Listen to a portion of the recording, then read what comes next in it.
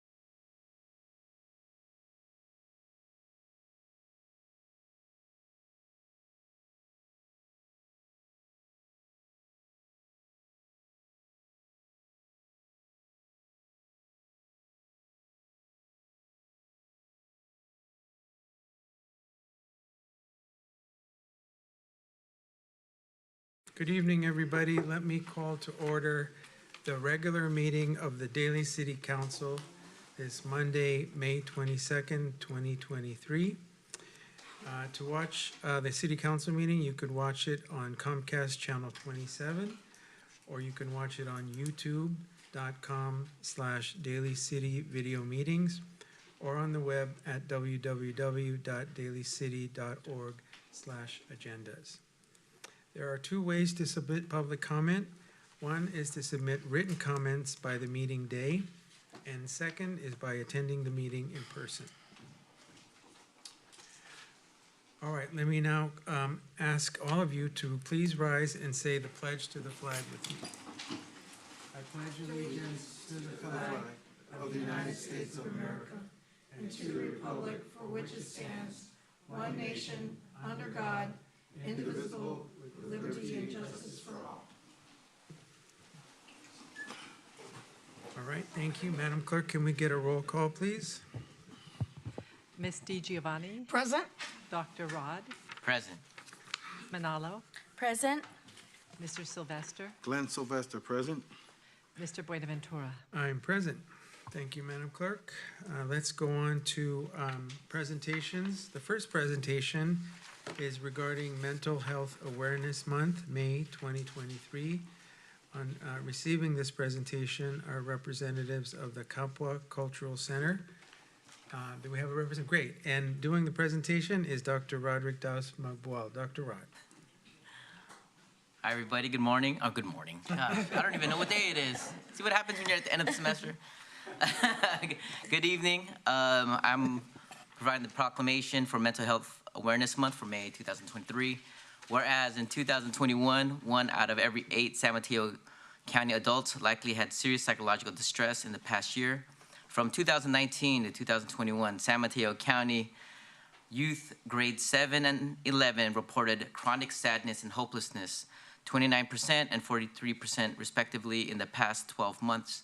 And whereas every day millions of people face stigma related to mental health and substance abuse or substance use conditions and may feel isolated and alone, going years before receiving any help, if left untreated, have life expectancies 25 years shorter than the general population. And whereas while mental health conditions are common across all types of demographics, certain communities face inequitable access to services, including people of color, LGBTQ+ community, youth, and older adults. And whereas mental health and substance use conditions are treatable both health conditions and people who have mental health and substance use conditions can recover and lead full and meaningful lives. And whereas the San Mateo County Behavioral Health and Recovery Services Office of Diversity and Equity, Mayor's Mental Health Initiative, and partners are collectively organizing activities that our community can participate through the month, including free in-person and virtual events, advocacy days, and social media campaign. And whereas May 2023's Mental Health Month theme, #ShareForMH, encourages everyone to increase the public's knowledge of signs and symptoms of mental health and substance use conditions, professional and self-help resources, and self-care practices. And whereas Daly City is also advancing the mental health of the community by participating in a community wellness crisis response team pilot program with the goal of de-escalating mental health crisis calls to 911 in the community by clinically trained mental health staff. And whereas Daly City encourages everyone to take actionable steps towards addressing mental health and substance use conditions with the overarching goal to support mental wellness. Now, therefore, with the Mayor, Ray Buenaventura, and the members of the City Council of the City of Daly City, to hereby proclaim May 2023 as Mental Health Awareness Month in Daly City, to enhance public consciousness of mental health, to help end the stigma and direct members of the community to resources and support for mental health and substance use conditions. Thank you, Dr. Rod. Would you, representatives of CAPA, please come up front and accept the proclamation from Dr. Rod. It's been a while since we've been in person. So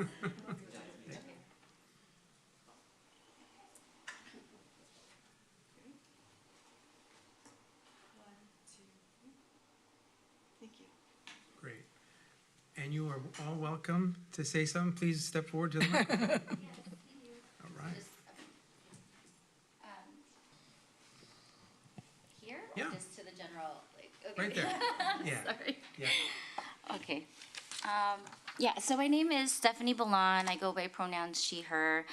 I'm a mental health clinician, co-chair of the Filipino Mental Health Initiative of San Mateo County, and also senior director and co-founder of Kapwa Cultural Center and Cafe here in Daly City. We appreciate you, Mayor, and City Council members for acknowledging the significance of this month. As you mentioned, you know, given the backdrop of the pandemic, socio-political climate, and impact of, you know, natural disasters, amongst other things, there are staggering statistics demonstrating an exponential demand of folks needing mental health support. And so this proclamation couldn't be more of service and meaning to our community, especially amongst our historically marginalized communities, to recognize the collective healing that needs to happen. So thank you again on behalf of our community, the Kapwa Cultural Center and Cafe, which is a program of Daly City Partnership, for honoring this month as a way to recognize the need to address the stigma around mental health and the challenges around seeking and accepting health. I mean, just a really quick background if folks aren't familiar with KKC, Kapwa Cultural Center. We're a social enterprise currently in the stages of development that is creating natural entry points to engage community to explore culturally attuned pathways to improve their mental health and wellness in a holistic manner. specifically for our Filipina OX youth. So this culturally affirming healing space has been co-created with community to address health inequities that limit our access to resources. It's a place to create more options for our community, especially future generations, to be informed about their choices to be well. And so I'll pass it along to our co-founder, Christy Morales-Comosawa, who can share some offer some ways towards being part of the solution. Thank you. Just like to reiterate our gratitude, or my gratitude, to you, Mayor, and to the council for recognizing this very important month, and just for shining a light on what Capo Cultural Center is doing. So in terms of what KKC is, Stephanie mentioned that we're a program that's trying to create more options for and more information to the youth and just general community about how to stay well. And so we are a social enterprise, which means we were able to get some seed money in order to fund startup activities and to really get things going. And it's been really a labor of love from the community, because we make up 3 staff members at Capo Cultural Center, and we hope to grow. But we've really been a community movement where a lot of folks have really come together to address this, something that not only affects the Filipina EXO community, but we want to be a bigger model for what is possible in terms of healing and mental health. And so while we are sort of in the early stages as a social enterprise, and for folks who aren't familiar with the social enterprise model, it is having revenue generating activities, which is our Boba Cafe part, which is really the exciting part about our operation, makes us innovative and unique, is we really listen to what the youth said they wanted in terms of a place to gather, as well as, a lot of youth love boba. And so we want to be not only a space for people to gather and have these conversations with each other and be in community, but we also want to be able to provide skills around leadership, around cultural identity and the importance of that and how it informs wellness, as well as on-the-job training. So we're really an innovative program that addresses, what is it that makes someone feel whole? What is it that is needed? And so in addition to what we offer for our youth, we want it to be a space where folks can come and take classes, workshops. And so my ask now is, so why is it that even as a social enterprise that's going to be having revenue generating activities, we have sort of ways that the wider community can support our mission and our goals. And that is, as a nonprofit, eventually, we're going to be needing funding to continue these activities and to continue supporting our youth and community. And so this month, in addition to it being Mental Health Month, it's also ANHPI Month. And so we have a fundraiser, which I'm promoting, which is called Give, as part of the Give in May campaign, that really helps support us this May, as well as, it being able to stretch beyond that.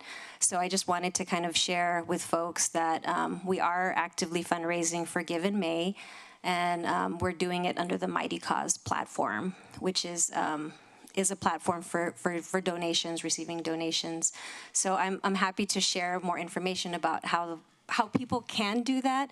And at the same time, I want to offer other ways that people can be able to just continue this conversation about mental health and the importance of just being open and just recognizing that mental health is something that basically touches everyone, because we all have a brain and a body. And, those things, at any time, anyone can experience a level of distress that can be destabilizing, or that can, that can persist. And to know that this is just part of being human, and that to share your lived experience is to share what it means to be human. And so we are also part of the Filipino Mental Health Initiative, which is an organization that basically Stephanie and I, as co-chairs, were able to get together to put this proposal together for Capo Cultural Center. And so FMHI is still open and available for the community to join us, to have these safe conversations, to have conversations about mental health and wellness. Because we are actually the FMHI co-chairs in addition to being co-directors of Capo Cultural Center. And what does that mean? It means that folks can come to any of our monthly meetings. So we meet every third Thursday of the month. And we're not the only initiative in the county. We actually represent one of 9 health equity initiatives. Someday we'd like to have an initiative for every community, but for right now, we have these 9, the Latino Collaborative, the Spirituality Initiative, the Chinese Health Initiative, the Pacific Islander Initiative, the African Community Initiative, Diversity and Equity Council, and I may have forgotten a couple, but you get the picture in terms of the ability for folks to really be a part of the conversation and to be active in the ways that we are trying to support community with all these resources and all these services. Great. Hang on, because I'm sure we have some comments. Let me start with Dr. Rod. Go ahead. Well, so y'all like my sisters. Christy and Steph and Elena, all the members of KKC, they came to my class and we talked about, this idea of decolonization. Because when we talk about these ideas of mental health, it's not just the mere fact of that people are just feeling sad or gloomy, but, a lot of these forms of mental health have been passed down from generation to generation due to colonialism. And that's something that my class had learned. And also things about like, how can you take about learning history about anybody that has been colonized, and what has that done to many people across the world in terms of sense of depression or generational trauma. And so, just 3 things is that, when we talk about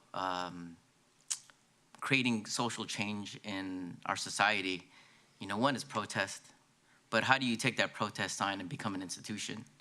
And I think that's what you all have successfully done and will continue to do, is creating these forms of activism into institutions. And that's something that I see with my students that are involved with you all, and where they're going to be going in terms of having the resources, the networks, and especially the understanding of their history and identity moving forward. And then working off of generational trauma, it's also this idea of sometimes, like Filipinos, we're scared to talk about money because we come from a country that's impoverished. So, we're always in debt, or we don't know how to have a successful business.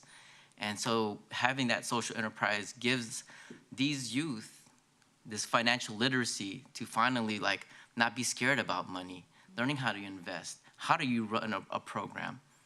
Because we're more than just nurses, everyone. We're people that are entrepreneurs. We're people that are healers and leaders in our community. And you are all a boiling plate for creating this next generation of leaders.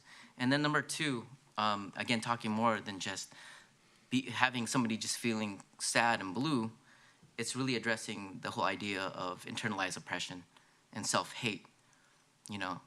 We get it a lot from society, but the worst type of internalized racism or internalized hate comes from our own families.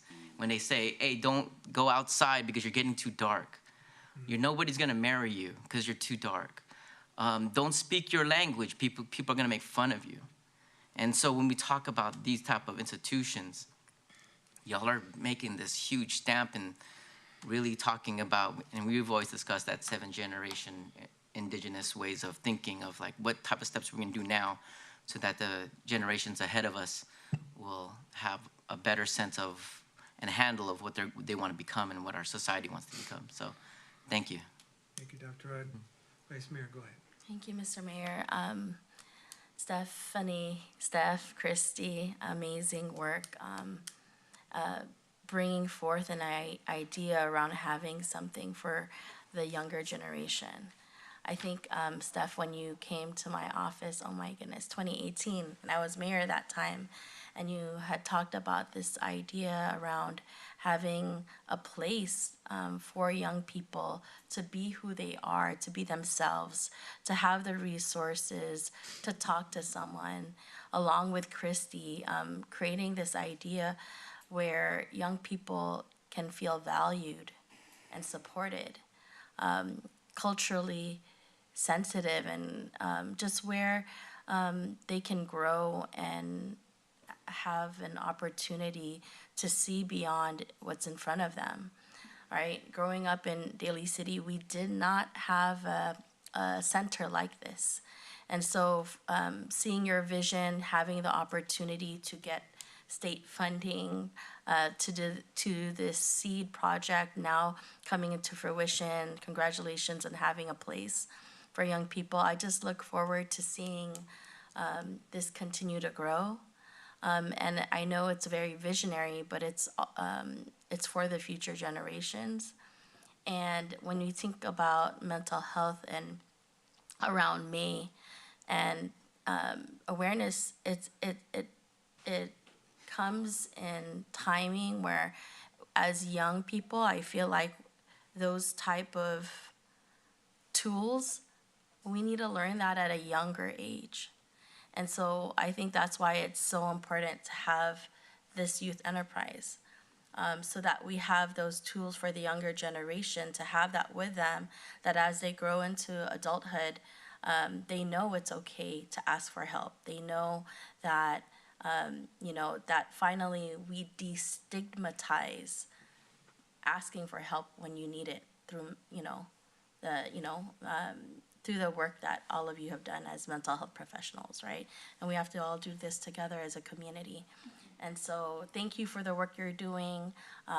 As everyone has heard, it's open to everyone, and they have these opportunities to share and also provide resources. So thank you for representing the mental health clinician community, and also for building a social enterprise for generations ahead.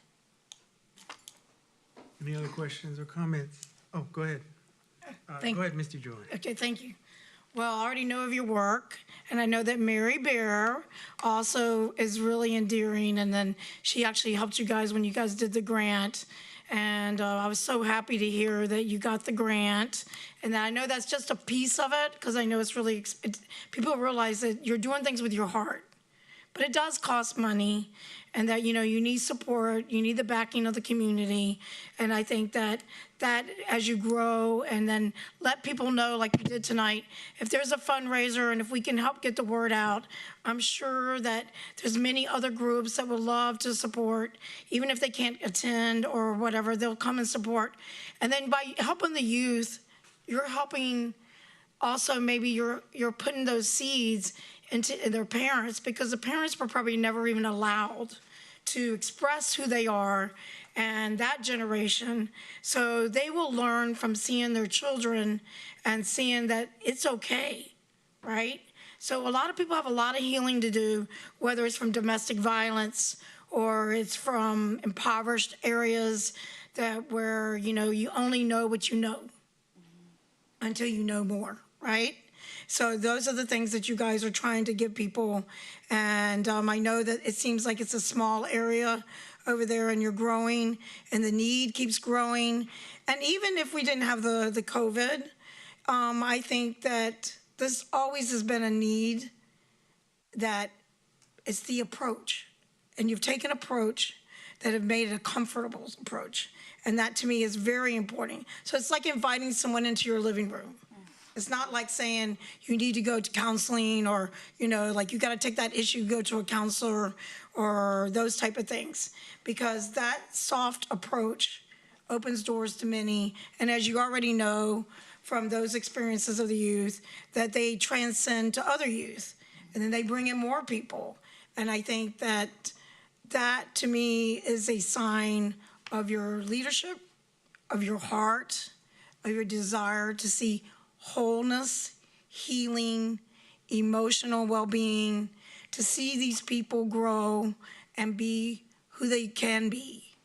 Because without giving them the opportunity, they will not be able to do it. So I appreciate you're opening the doors for them. You're opening up their hearts. You're opening up their minds. You're not just putting a Band-Aid on it. You're giving them the tools to go forward. And I think that is what is needed, right? A lot of people go to counseling and then they leave. But this is something that you guys have wanted to do, and even before COVID, so much appreciated. And I know it's just 1 month, but it's ongoing. So let us all know so that we can let other people know, because I know a lot of Lolas, and people in our community that will be love and support you. That's important. Thank you. Thank you, Mr. Giovanni. Mr. Sylvester. Thank you both for your presentation. You know, when I hear and see these presentations, I take one thing in mind, and that's the awareness. And obviously, I was not aware of all the little aspects that happen in our city, and I say this is actually tremendous. I'm a firm believer in foundation in the home, and that foundation stems from youngsters learning from their parents. The second line of defense, and I've always been an advocate for it, is our teachers in the school district.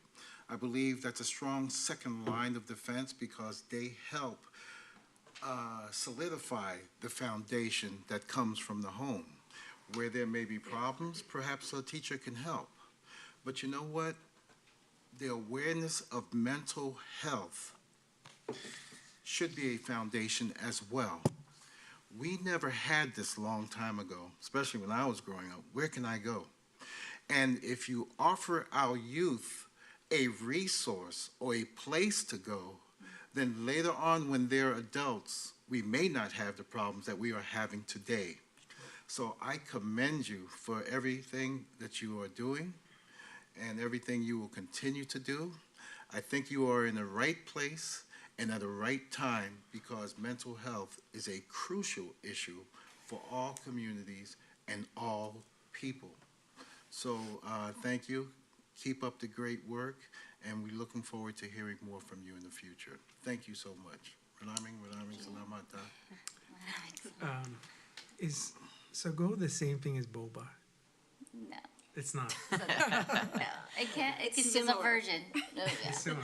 If you want to own it right now. Is that what we will offer it? If that's what you're asking.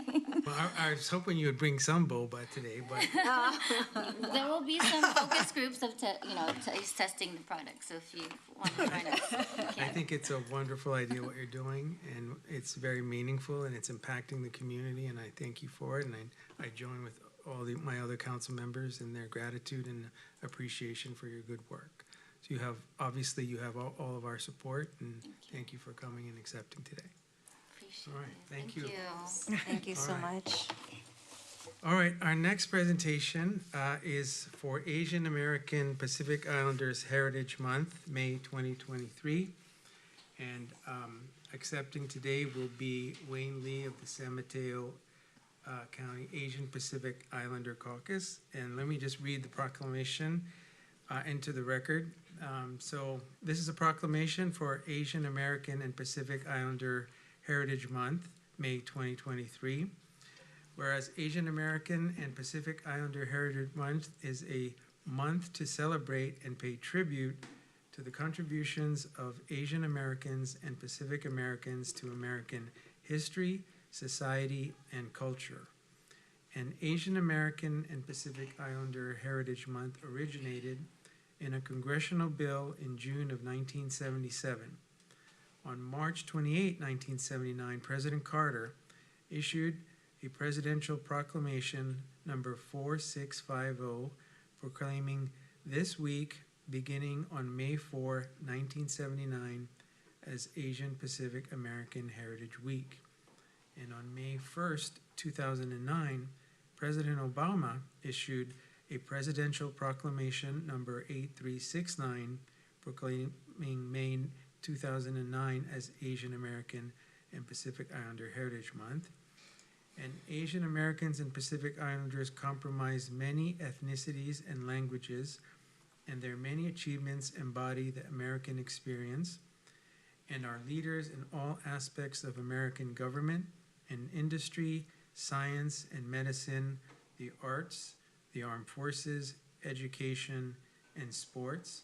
And AAPIs are one of the fastest growing ethnic populations in the nation, with more than 20 million Asian Americans and Pacific Islanders in the United States, approximately 59,716 Asian Americans and Pacific Islanders in the city of Daly City, which accounts for over 58.2% of the population in Daly City. The Daly City community has benefited through the cultural richness, diversity, and generosity of its local Asian American and Pacific Islanders, with its vast diversity of languages, religions, cultural traditions that continue to strengthen the fabric of American society. Now, therefore, I, Ray Buenaventura, the mayor and members of the City Council, do hereby proclaim May 2023 as Asian American and Pacific Islander Heritage Month in Daly City to celebrate and pay tribute to the contributions of Asian Americans and Pacific Islanders to American history, society, and culture. This is signed by all 5 of our council members. Wayne, you want to come up?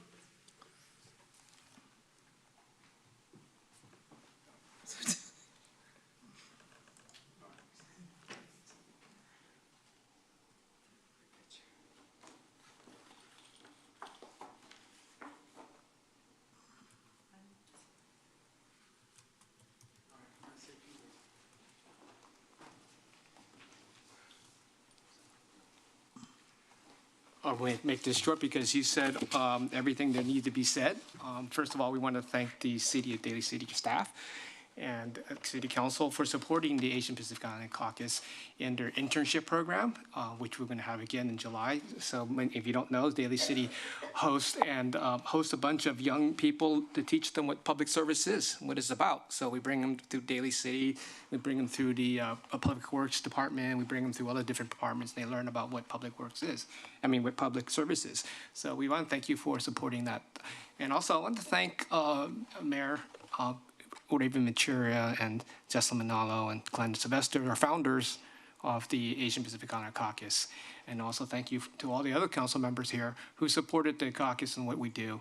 And we focus on advocating and supporting API's, Asian Pacific Islanders issues, and advocate for justice as well as provide equality and fairness. It's made up of council members and mayors of the San Mateo County, and we're the only caucus of its kind in the San Mateo County.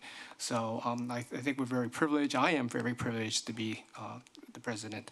And also I want to announce that we're going to have a Heroes Awards for in June 9th, and you can look us up at smcapi.org. And we are going to acknowledge Ashley So, a rising star, Supervisor Pine, and Cheryl Fema for their leadership in Hep B. Support in hepatitis B, by the way, is one of the largest killers of Asians, APIs.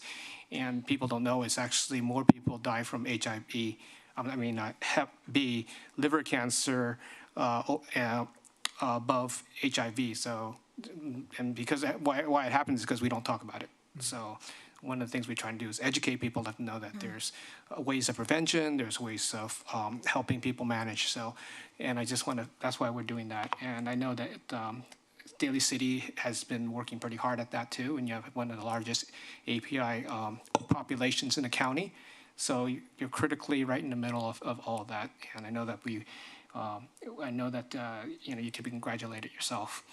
And we're also recognizing the OCA for their legacy and their work for advocacy, and also the Stop Asian Hate and the California API legislators for their community impact. So I hope that you would all come and support them and support what we're trying to do here.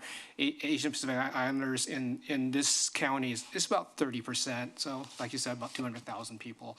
And they all, we're not, as you said very eloquently, we're not a homogeneous society. We're have many different cultures, and I think that's a good thing. I think that's really makes much more fun. So when I go travel around Europe or Asia, I really appreciate the different cultures, right? It's different, and they bring different things to us. So we bring things like chow fun and tacos, burritos, and, and lumpias. I mean, come on, we all love that sort of thing. Just imagine eating hamburgers every day. That would be boring. So anyway, I thank you for the time, and we really appreciate your support and staff, and we just want to thank you all. And I hope that you all will come and celebrate with us. Thank you. Wayne, I think we have some comments. Go ahead, Madam Vice. Oh, sorry.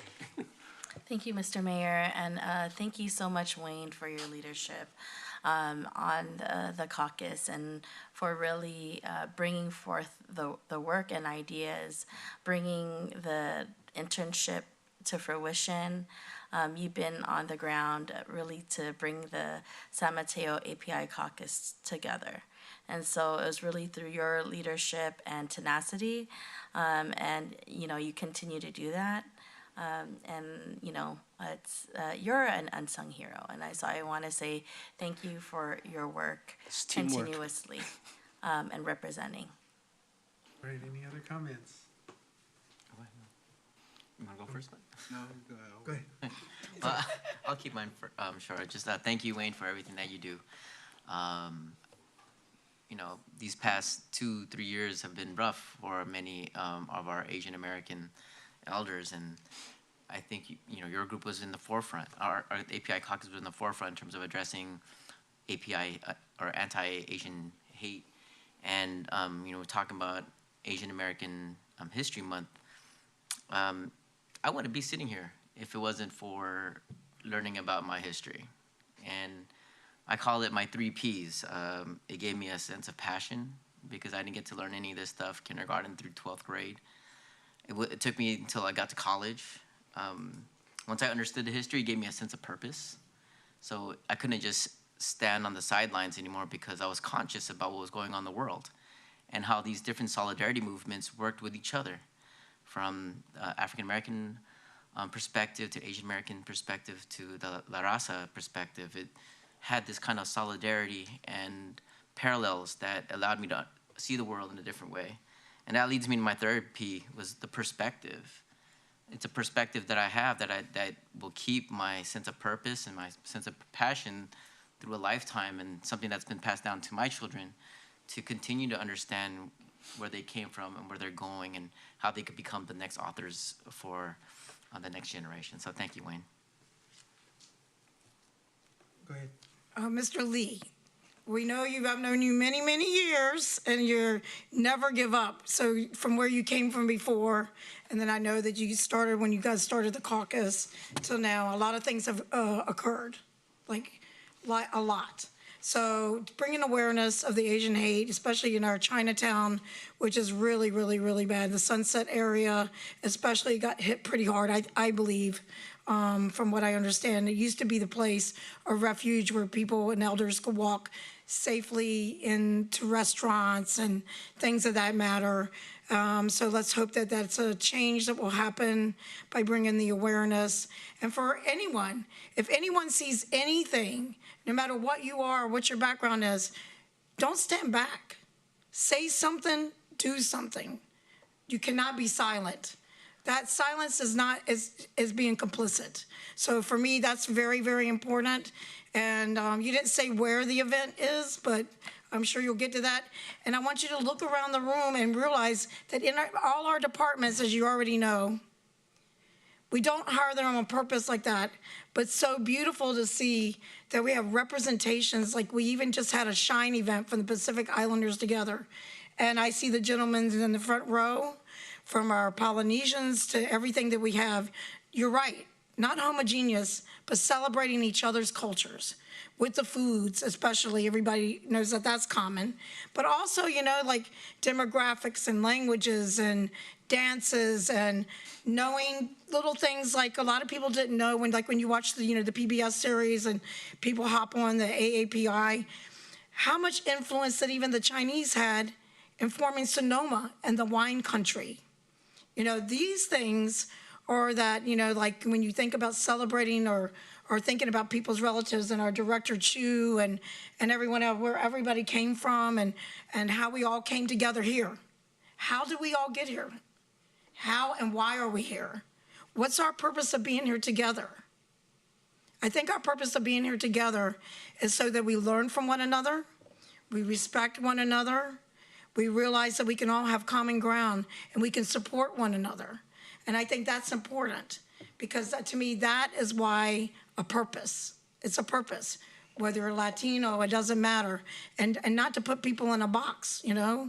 Because people have parents of both sides of everything, right? When we all look at it. So I think that love brings people together. So if we be kind, if we be love, if we be respect and support one another, a lot of this to recognize it, especially being from Jewish Italian roots, and then know that we have the same in cause. We don't like hate. We don't want hate. We don't want to erase the word. It's there, but we need to recognize it, and we need to snuff it out, but we need to do it in a kind way. We need to do it not in a, just like Martin Luther King Jr., not in a violent way, but definitely bring it to someone's attention. And if you have someone that's happening to, you need to come to their defense. I think that's really important. And that people are now, I know there's programs in schools that are, you know, that you guys are a part of and everything. So hopefully this event on June 9th will just be a step forward and that this county can grow and learn from one another and come together. And like you said, there are many heroes of all kinds and not homogeneous. But thank you for being here tonight. Appreciate the work. And I appreciate all those that we celebrate, not just AAPI or whatever, that, you know, this is a beautiful and celebration of everyone with everything. That's what America's about. So we're blessed to be here. So thank you very much. Thank you. Mr. Sylvester. Mr. Lee, first of all, I'd like to thank you for your patience in sitting out there in the audience. I know you have a lot of experience in that regard as well, being that you have done the same. It gives me great pleasure to that you've mentioned about being one of the four founding folks of the SMC API caucus. Under your leadership, a lot has transpired over the years to bring the SMC API caucus as to what it is today. And what I see, and I really appreciate your leadership in the sense that you have a tremendous amount of ideas. SMC API caucus had to start somewhere. If we were going to try to accommodate every culture there is, we could not come up with a name, at least a name that can be pronounced.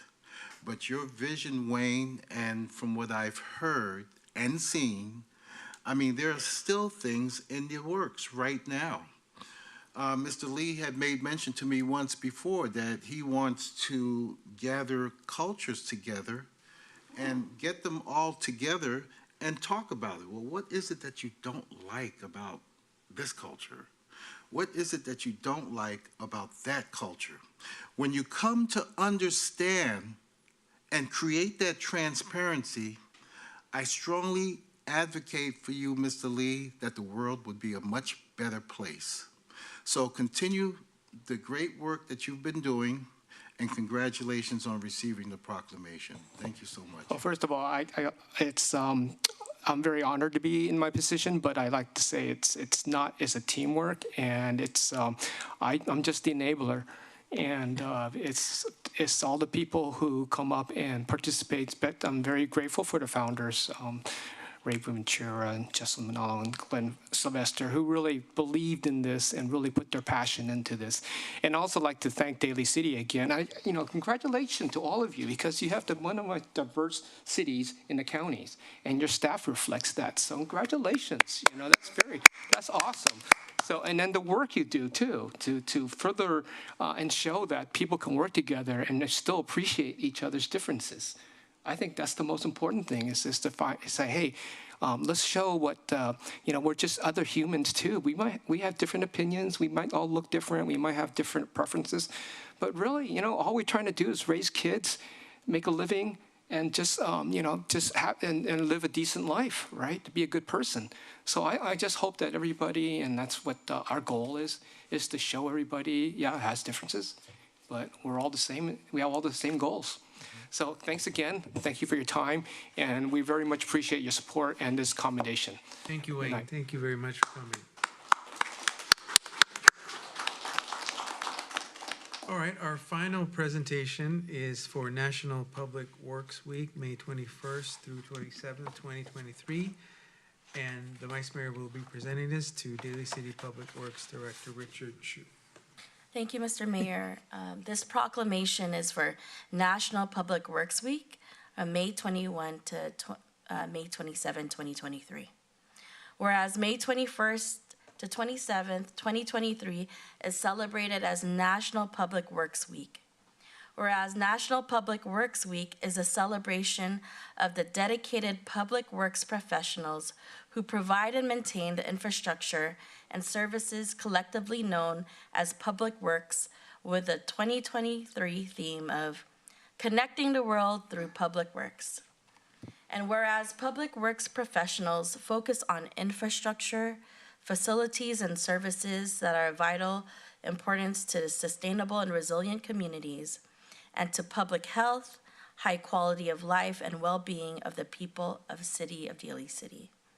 And whereas these infrastructure facilities and services could not be provided without the dedicated efforts of public work professionals who are engineers, managers, and employees at all levels who are responsible for rebuilding, improving, and protecting our nation's transportation, water, wastewater, and stormwater treatment, public buildings, parks, and other structures and facilities essential for our citizens. And whereas it is the public interest for citizens, civic leaders, and children in the city of Daly City to gain knowledge and to maintain an ongoing interest and understanding of the importance of public works and public works programs in their respective communities. And whereas the health, safety, and comfort of this community greatly depends on the efforts and skills of dedicated public works employees. And whereas so long as the design, construction, operation, and maintenance of these facilities work smoothly, the people behind the scenes are often forgotten. Now, therefore, Mayor Ray Bonaventura and the members of the City Council of the City of Daly City do hereby proclaim this week as National Public Works Week in the City of Daly City, and call upon all residents and civic organizations in the community to pay tribute to our public work professionals and to recognize their substantial contributions they make to protecting our health, safety, and quality of life. Thank you, Madam Vice Mayor. Mr. Chu, would you kindly step up and receive the proclamation?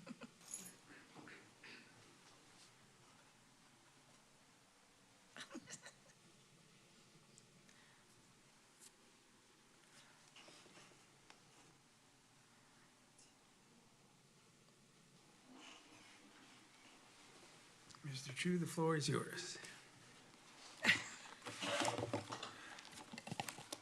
Okay, well, it really is an honor for me to accept this proclamation on behalf of all the men and women within Public Works. The past several years, I've been the one standing here in front of you accepting this proclamation. This year, I do have some staff here from Public Works. Sitting over there, I've got Jeff Fernese. He's the assistant to the Public Works Director.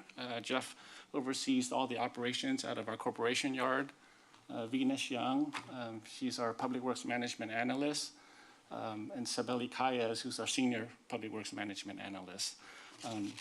I briefly just want to describe some of the different sections within Public Works here in Daly City. We've got our engineering section.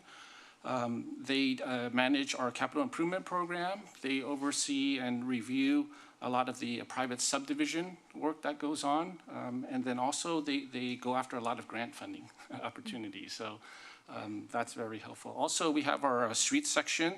They maintain all of our city streets, including our traffic signal system, as well as our street lights. Our parks section, anything that's green and growing and trees, it's our parks section that is maintaining those assets. Also, fleet. all of our fire engines, police cars, water, wastewater equipment, public works equipment. It's all done out of our fleets section, and they maintain all of those pieces of equipment. Facilities, all the city facilities, not just maintenance of the facilities, but also in terms of custodial service. So there's a lot of facilities that we have, and it's our staff does a great job in terms of maintaining them. And last but not least, probably one of the most important is our admin group. Our admin section really is a big asset and helps keep things moving and moving forward for all of our different sections. So it really is an honor. With that being said, I also want to definitely acknowledge my colleagues at Water, Wastewater, in regards to the water and sanitation facilities. Oftentimes those are also under the umbrella of Public Works. So thank you very much. We will definitely relay the recognition to all of our staff members in Public Works. I wish I had more folks here, but most of them wake up really early and have an early start. So thank you. Well, hang on, Mr. Chu. So, Mr. Chu, I've actually, I want to offer a comment or two. I've been wanting to tell you this for a long time, which is that every time that you are under the microscope or on the hot seat, you seem to always have an answer. You are always prepared, and you always answer the question without hesitation. And to me, that's because not only are you very, very professional at your job, but you surround yourself with a good team. So you guys know what the issues are, and you're ready, and you tackle them, I think, before we even ask the questions.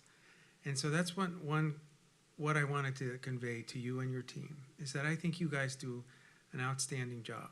And that starts from the top, I think, and everyone else. So thank you for your service. Thank you for the members of your team coming here, and thank you for having a great staff. Let me turn it over to Madam Vice Mayor. Go ahead. Thank you, Mr. Mayor. Director Chu, thank you so much for your leadership over the course of so many things that has happened, from our winter storms to just a multitude of things on a constant basis. Your team has been amazing, a constant in Daly City, and I know that our residents really,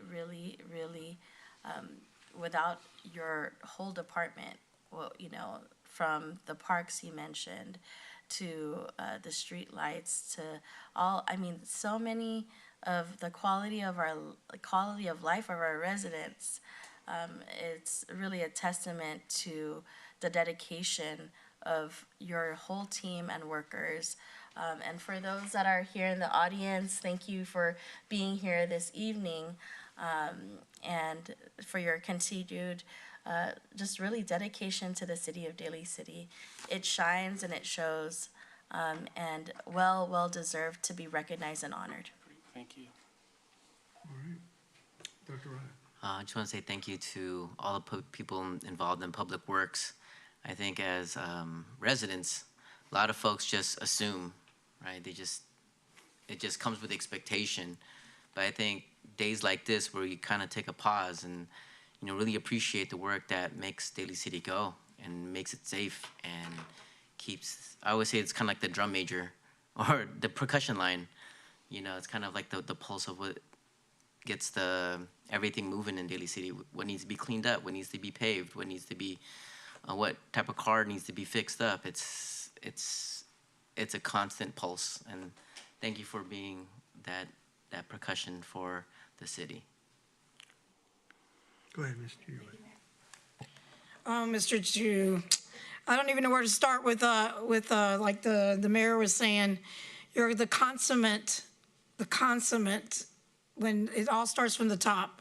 I know that department with Fernese and all of you are out there, and each department, I'm glad you read everything that is a part of Public Works, because really people don't have any idea.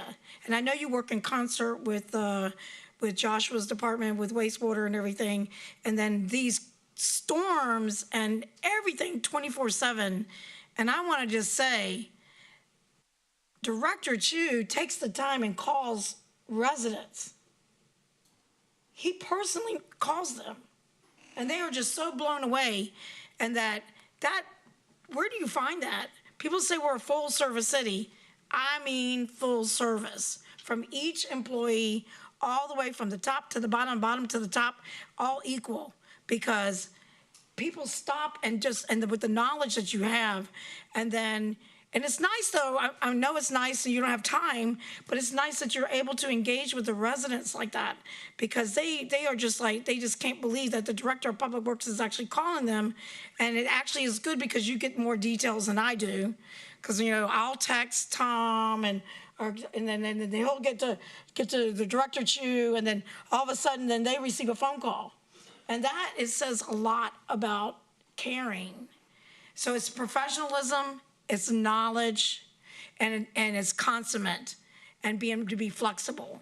And I really, there's not enough words to say. When we see these trucks out there, and some of them look like, really in the fleet, they look like they're about to go any minute, right? Because I don't know how they keep them running, but then somehow they keep them running, and they got the police cars fixing them. They're constantly trying to make sure that everything's on the street that needs to be on the street sweepers, everything, right? For the wastewater guys and gals, and it's just impeccable the way the things are run. So, it's just not a proclamation. It's unbelievable that people go above and beyond. And I know all of you do as well, because I know you deal with the residents as well. And that is much appreciated, because when you get a text back that says, oh my goodness, I didn't know who was gonna call me. And then things get done. Things get done. And you would do whatever you can to try to, to help the resident, and to calm them, to let them know, and you explain everything to them, especially our wonderful ROs and those fabulous things you get to hear about our beautiful streetlights and what works and what doesn't work. But I really appreciate from the bottom of my heart, and all of you know I wear my heart on my sleeve when I see you. So to the workers, yes, please, every single one of them, Mr. Fernese, and you ladies do, it's just all of you work in concert. And I don't know, and you got to think about it. You have to be a family, because everybody comes from a different angle. There's so many things going on in each department, and that takes great skill, calmness, due diligence, and most of all, care and compassion for what you do. And that goes unseen heroes, is what I say. So you are heroes in my book, and I appreciate it. Thank you. Thank you, Mr. Giovanni. Mr. Sylvester. Good evening, Mr. Chu. I'd like to, first of all, congratulate you on this proclamation. Tonight's theme, I see a similarity. What I see the similarity is between, right now, Public Works and Department of Wastewater. Now, I've been to a few locations for Public Works, but I've also been to wastewater when Mr. Piccolotti was there. And when I walked in that location, I noticed one thing. Staff is very happy. And there were no complaints, even though if you try to get something out of them, there were no complaints. And I see that also with you. So there's a similarity that I've noticed, and I wanted to bring that out. Now, in the past, I've asked you many questions. And I just want to let you know, Mr. Chu, sometimes I ask these questions to keep folks on their toes. I generally will not ask a question unless I already know the answer. And I can see you nodding your head, because one time I hit you up about raising the POW flag, and you had an explanation that I just had to sit back. Oh, gotta leave it alone. He's right. And I appreciate that. Which brings me to this point. In my prior profession, first of all, staff, thank you so much, because I can see you're very happy. Mr. Fornese, now I know where I recognize that name, and your name is all over on the permits, signed by Jeff Fornese. I want you to ask my boss in the police department, and I see the chief is here, and I walked up to him and I said, how do you know everything? You know what he said? I don't. But I surround myself by people who do. And that's why staff is very important. You don't walk into an office and you have a secretary there who's a lowly secretary who gets paid much less than you do, but that secretary knows everything. And you got to always remember that. So great job, Mr. Chu. Let's see, I've covered the expertise, staff, surrounding yourself, and asking a question. Thank you so much. Congratulations. Thank you. Thank you, Mr. Chu. Thank you. All right. Let's go on to the approval of the minutes of the May 8th, 2023 regular meeting. Are there any modifications? Hearing none, can I get a motion to approve those minutes? Motion to approve? Second? All in favor, say aye. Aye. Any objection? Hearing none, those minutes are approved. Let's go on to the approval of the general agenda. Can I get a motion to approve the agenda? Motion to approve agenda? Can I get a second? Second. All in favor, say aye. Aye. Any objection? Hearing none, the agenda is now approved. Public appearances, oral communications. So I have 3 cards. One is, let me just clarify. So Brian Shields is going to speak on item number 15. Richard Cruz is on item number 19, so we'll reserve those until we get to that. I do have a speaker card from Shalin Sham, but it doesn't say what item number. Are you just want to speak on general public comment? Yes. Okay, then come on up. It's your turn. All right. Come on up, sir. State your name, and you have 2 minutes. Hi, my name is Shaolin. I've been in Daly City for about 5 years. Thank you for having me here. I just wanted to bring about a recent problem that we've been facing in our community. I live near the Marchbank Park, and over the past few months, the parking situation has gone in a little out of control with the construction work going on at the old Genesis building, as well as with the baseball season in flight. Parents park around the residential area, which leaves very little parking for street parking for us to find parking spots, especially with like population growth and the number of cars that we've had in our neighborhood. It's led to all of us parking on the sidewalk, parking in front of driveways, etc. And it's really starting to become a bit of a problem where I'm, going around in circles for 15, 20 minutes, or even parking like half a mile, 3/4 of a mile away after a long day of work. So anything here would be extremely helpful in trying to alleviate some of the frustration with that. Thank you. Great. Thank you for coming and bringing that to our attention. Appreciate it very much. All right, that's all the speaker cards I have for general public comment, correct? All right, thank you. All right, let's go on to the consent agenda. On the consent agenda, are there any items any council member wish to pull? Mr. Mayor, yeah, just item 5 and item 6. Item 5 and item 6. Thank you. All right. With the exception of item 5 and item 6, can I get a motion to approve the rest of the consent agenda? Motion to approve the rest of the consent agenda with the exception of item 5 and 6. All right. Second? All right, all those in favor say aye. Aye. Aye. Any objection? Hearing none, those remaining items are approved. Let me go back to item number 5, which is to accept and appropriate $4,500 in grant from the state of California for the summer youth programs. Good evening. Good evening, Honorable Mayor, members of the City Council.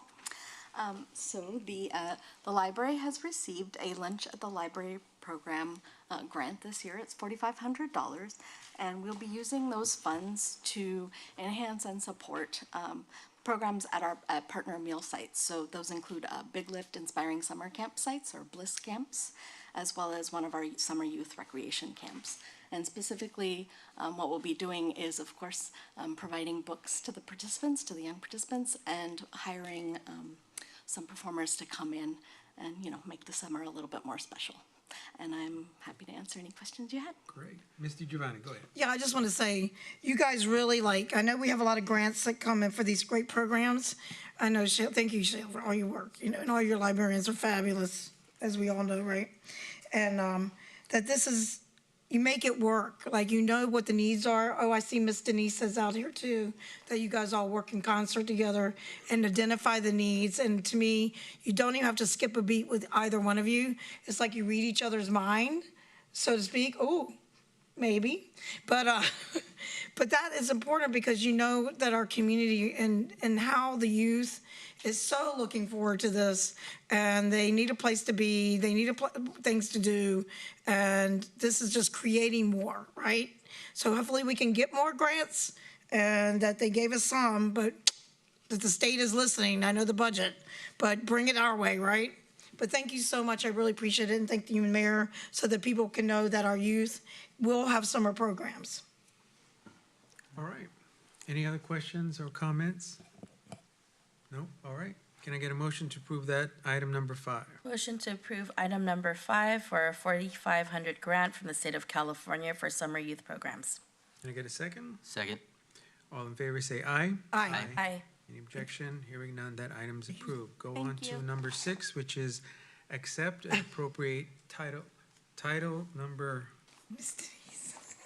3C1, one-time only funds from the Aging and Adult Services of San Mateo County. Thank Evening. you. Thank you, Mayor and the members of the City Council. So it is recommended that the City Council adopt a resolution accepting and appropriating one-time only funds in the amount of $33,061 from the San Mateo County Aging and Adult Services to the Senior and Active Adults Services Fund. These one-time only funds come at the end of the year when the county has a little extra money left over. Everybody reaches out and they give us a percentage based on what we receive in the general. So we thus far have received $219,353 for the Congregate Nutrition Program.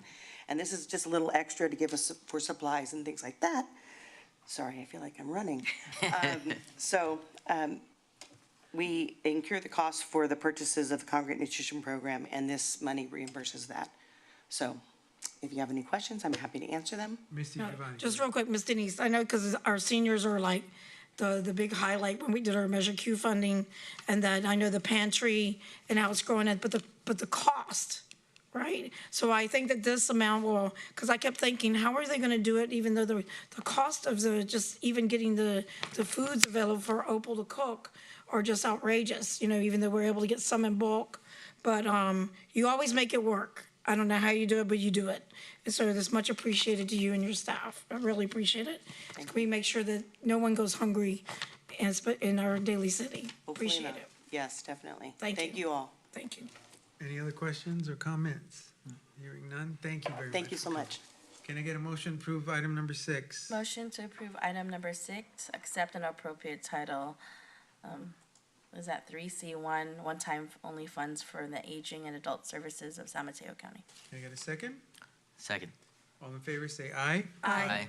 Any objection? Hearing none, that item is approved. All right, we're done with the consent agenda. Now we go on to public hearings. Item number 13, which is the approval of benefit assessments for Linda Vista area fiscal year 2023 to 2024. Good evening.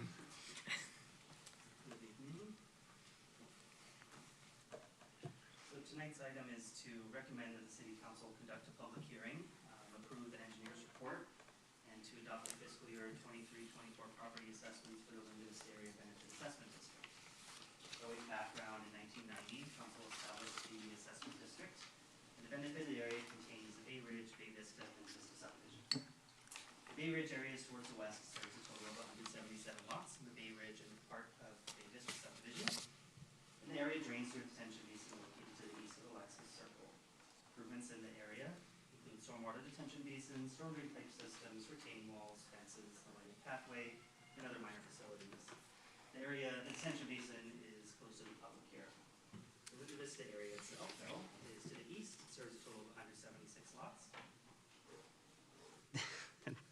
red meant off, okay, thank you.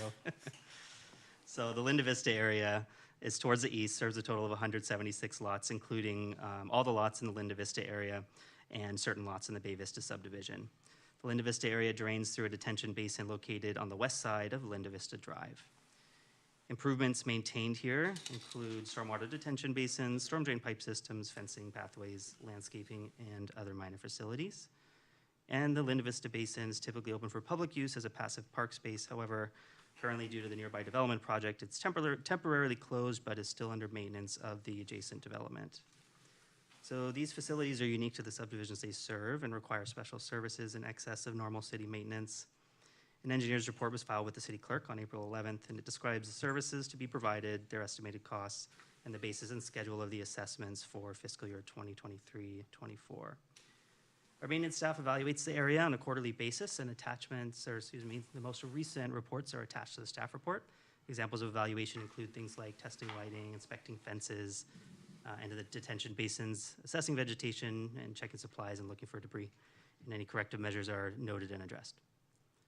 So the assessments for the upcoming fiscal year and last fiscal year's assessments are summarized in the report, and they're proposed to remain unchanged, being $151.13 in Linda Vista and $100.46 in Bay Ridge. Staff advised property owners of the proposed assessments and the availability of the report via a mailing on April 21st. For the fiscal impact, the assessments would generate revenue of about $44,000, and revenues would be appropriated to fund budgets of city departments responsible for maintaining the areas and also to fund a capital replacement fund. Eventually, the county tax collector would be the one to collect the assessments for each lot along with normal property taxes. So in summary, we're recommending that City Council conduct a public hearing, approve the Linda Vista Area Engineers Report, as well as approving the benefit assessments for the fiscal year 2023-24. And we're here to answer any questions. Any questions? Hearing no questions, can I get a motion to adopt the, this time I'm opening the public hearing on this item. I have no speaker cards, so can I get a motion to close the hearing? Motion to close? Can I get a second? Or we have a second? All in favor say aye. Aye. Can I get a motion to adopt the resolution by roll call? Motion to adopt the resolution by roll call. Can I get a second? I'll second that. Can we have a roll call, please? Ms. DiGiovanni, Aye. Dr. Rod, Aye. Ms. Manalo, Aye. Mr. Sylvester, Glenn Sylvester, aye. Mr. Buenaventura. Aye. Thank you very much. That was quick. Before we proceed to the next item, I would like to go ahead and jump ahead as a courtesy to the Moms Demand Action, to go ahead and start number 22, because I don't believe this is going to be anything that is going to be disagreed upon. So, and because I know Mothers Demand Action have been here now the third time in support of this resolution. So let me call item number 22, skip ahead, of the second reading of ordinance 1466, adding chapter 9.60 to the Daly City Municipal Code regarding firearm safe storage. Ms. Zimmerman. Thank you, Mr. Mayor and members of the City Council. This item came before the City Council at the last meeting. This is the second reading for adoption by roll call vote. All right, let me ask the members of the Mothers Demand Action if you would like to make any comment. No? Thank you for being here nonetheless, all right? At this time, I would make the motion to adopt this ordinance by roll call vote. Second? All right, we have a motion and a second. Can we get a roll call, please? Ms. DiGiovanni, Aye. Dr. Rod, Aye. Ms. Manalo, Aye. Mr. Sylvester, Glenn Sylvester, aye. Mr. Buenaventura. Aye. Congratulations, thank you Thank very you. much. We are safer because of your work. All right, let's go back to the agenda, and let's go back to item number 14, which is the fiscal year 2024 and fiscal year 2025 operating and capital improvement program budget review. Thank you, Mr. Nevin. Thank you, Mr. Nevin. Thank you.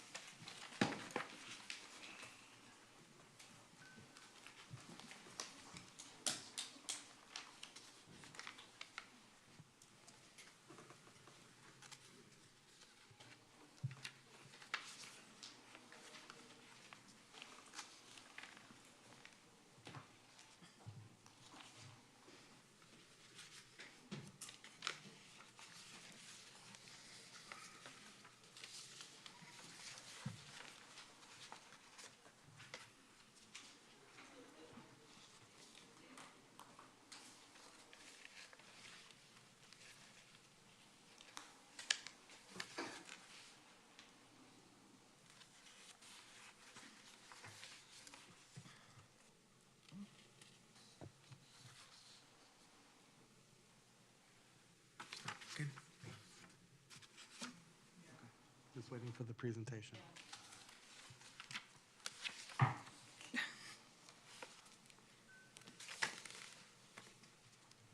The opening slide, just an intro slide anyway, I'll just start.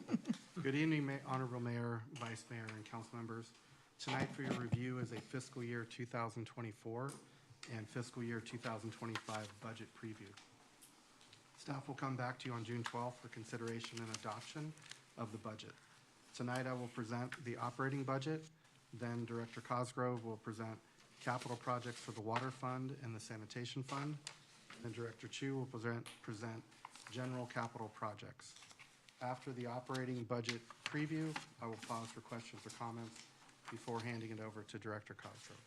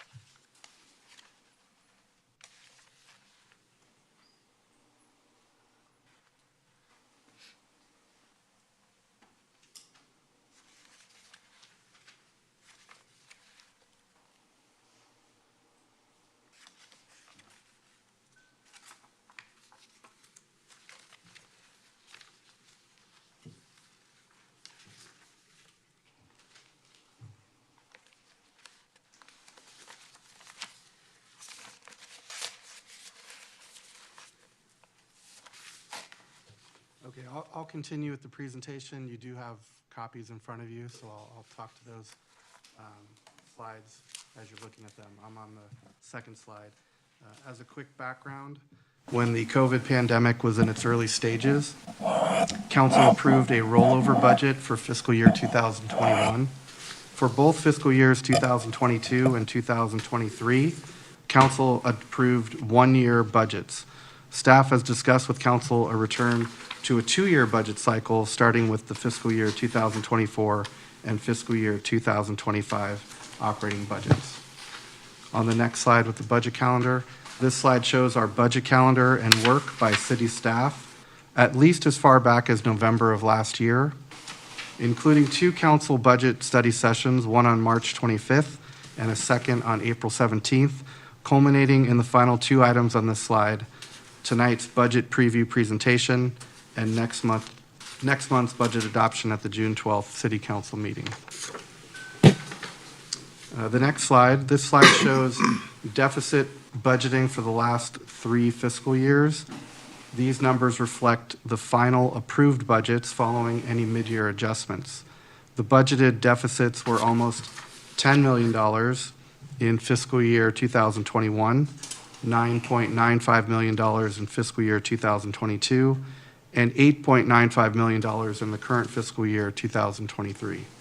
These budgeted deficits did not occur to the extent shown here due to salary savings on the expenditure side.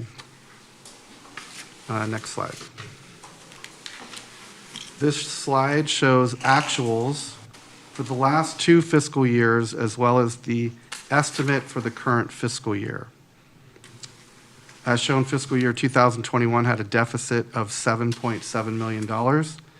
As discussed at a recent council meeting, fiscal year 2022 had a surplus of $8.2 million. A very significant boost in fiscal year 2022 was $8.5 million in one-time federal ARPA funds that prevented the city from experiencing a small deficit. In the current fiscal year, 2023, it is estimated that the city will end the year with close to a $1.4 million deficit. The note with the double asterisks identifies the $5.9 million in one-time ARPA funds that will be included in this fiscal year. If this estimate is realized, the reserves will decrease from 5.9 months of reserves to 5.3 months of reserves. In the next slide, in looking at the budget for the next 2 fiscal years, staff considered 5 budget deficit strategies that have recently been used, including the first strategy, increase revenues. At the last council meeting, Deputy Director Visser brought forward an item to update the master fee schedule. The second strategy, continue to evaluate salary and benefit costs.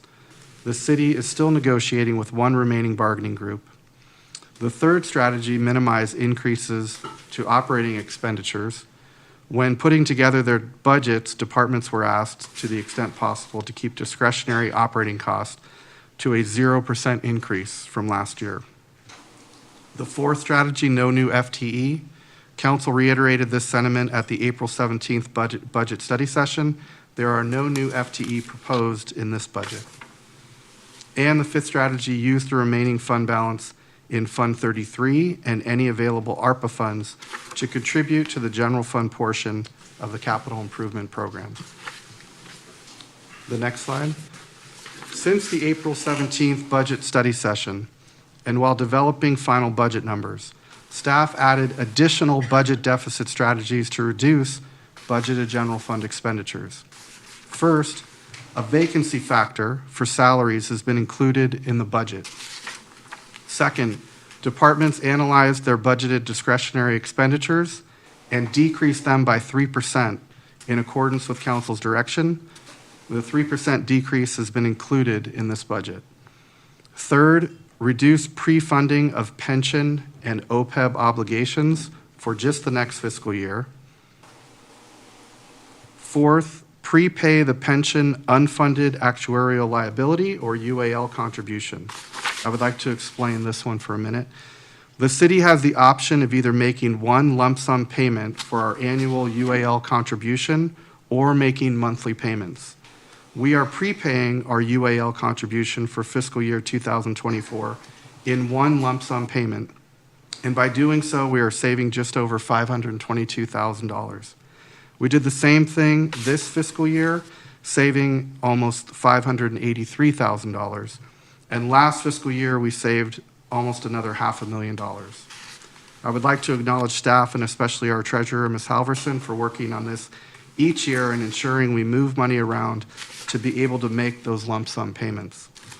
Last on this slide is the fifth proposed budget deficit strategy, and that is staff is recommending a one-year budget for fiscal year 24 and holding off on adopting a budget for fiscal year 2025 at this time. The main reason for this change is a discussion with the city's sales tax consultant during the time between our last budget study session and this evening. The consultant informed us that our fiscal year 2024 forecast includes a recessionary impact, and with this information, staff recommends the city does not adopt a two-year budget as planned, but instead adopt a one-year budget and closely monitor sales tax receipts during the next fiscal year. Adopting a one-year budget has been discussed with all departments and during several meetings with the city manager. Next slide.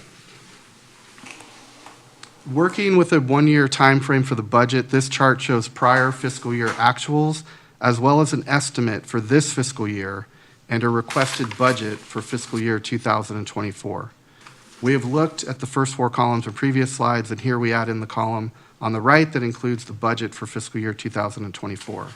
Revenues are budgeted slightly lower than the current fiscal year, and this is mainly due to the fact that we are budgeting less in one-time ARPA funds in fiscal year 2024 compared with this fiscal year and last fiscal year. The expenditure budget is increasing from prior years, mainly due to the 4% COLA for salaries. Budgeted reserves are close to $46.3 million, or 4.6 months of reserves. Next slide. The next two slides show fiscal year 2024 revenues in detail, with property taxes and sales taxes representing 40.3% and 22.7% of total general fund revenues respectively.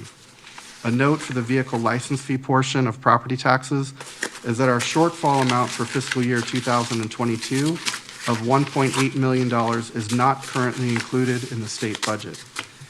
It was not in the January budget, and it was also not part of the state's May revised budget. The county will again be asking for letters from the city, asking our local state legislators to lobby on our county's behalf to have those funds added to the state budget. I saw such a letter just this afternoon, as a matter of fact, and you should be seeing it soon, Mr. Mayor. This year would mark the first time that the state did not budget the shortfall amount. If the shortfall gets added to the state budget and city receives payment, staff will include that in the mid-year budget adjustments for fiscal year 2024. One last note on this, the $1.8 million VLF shortfall for fiscal year 2022 represents 29% of the city's $6.2 million budgeted deficit for fiscal year 2024. So I hope we have good news on that front by the fall. The next slide, this slide shows the rest of what makes up the general fund revenues for the fiscal year 2024 budget request, totaling almost $115.4 million. The first row on this slide from other agencies includes some federal ARPA funds. The next slide, the next two slides are regarding general fund expenditures. General fund revenues were broken down by category, and here on this slide, general fund expenditures for the fiscal year 2024 budget request are broken out by city department. Note that some department budgets are subject to change pending ongoing negotiations with one final bargaining unit. Staff will seek approval for any necessary budget adjustments at the time when the MOU is brought to this council for approval. The next slide shows the rest of the city departments and their expenditures in the budget request. Total general fund expenditures are close to $121.6 million. The non-departmental budget here in the fourth row is negative for fiscal year 2024, since it includes the vacancy factor for the entire city. Included in the department budgets are also Measure Q programs. This is a change from last year's budget where Measure Q programs were budgeted in non-departmental. The breakdown of Measure Q programs is detailed in the next slide. On the Measure Q program budget slide, each fiscal year we look at the requested budget. When we look at the requested budget, we will show you the budgeted amounts for Measure Q programs. This list includes 6 Measure Q programs. The one program added for this fiscal year is the automated license plate readers, which along with the body worn and patrol vehicle camera program and the Community Wellness and Crisis Response Team pilot program is included within the police department budget. On the next slide, earlier slides looked at general fund expenditures by department, and before we move on to next steps for the operating budget, this slide shows the requested budget for fiscal year 2024 in the sanitation fund and the water fund. Together, the two funds total $56.4 million. The next slide on next steps. The next steps related to the city budget include the fiscal year 2024 budget being brought to this council for consideration and adoption on June 12th. Next, an ARPA plan update will most likely be presented in the fall to see where we are at that time with ARPA funding and how we can finalize our allocation plan. And lastly, staff plans to bring back a consultant from the city's pension and OPEB consulting firm GovInvest to give you an update on where we are since their last presentation, so we can keep an eye on future obligations, see where those are going, and determine how the city can continue to meet those obligations. Before introducing Director Cosgrove, who will present the capital improvement program for the water fund and the sanitation fund, I wanted to state that staff recommends that the council adopt a one-year operating budget and similarly a one-year plan for the capital improvement program. But first, I'll pause here for any questions or comments related to the operating budget. All right, thank you, Mr. Nevin. Any questions or comments? Question. Go ahead, Mr. Sylvester. Thank you, Mr. Nevin, for the information thus far. On one of the slides, I see the percentage of the general fund budget, and on fire, it's like 25.9% of our budget. I'm sorry, these doesn't have slide numbers, so I'll give you an actual slide number. I have it, sir, thank you. You have it. And police is 40.9% of the general fund budget. have we, do we have information as to what percentage of that total figure, starting off with fire, 25.9, consists of overtime? In terms of fire, Yeah, we'll start with that's fire. approximately $2.5 million in overtime budgeted. 2.5 million. Yes. Okay, and how about police? Police, I believe, is, I don't have the exact number, but it's around 1.5. 1.5. Okay, and have we done a study to determine, and these two, fire and police, if they're short firefighters or short police officers, and what would be the trade-off if we were to hire additional personnel so that we can reduce the overtime? Or is that to come later? I'm just asking that question now. A study, Like, a study, no, but the answer to the question in terms of what we've looked at and discussed with the two departments, they're different in terms of overtime and staffing.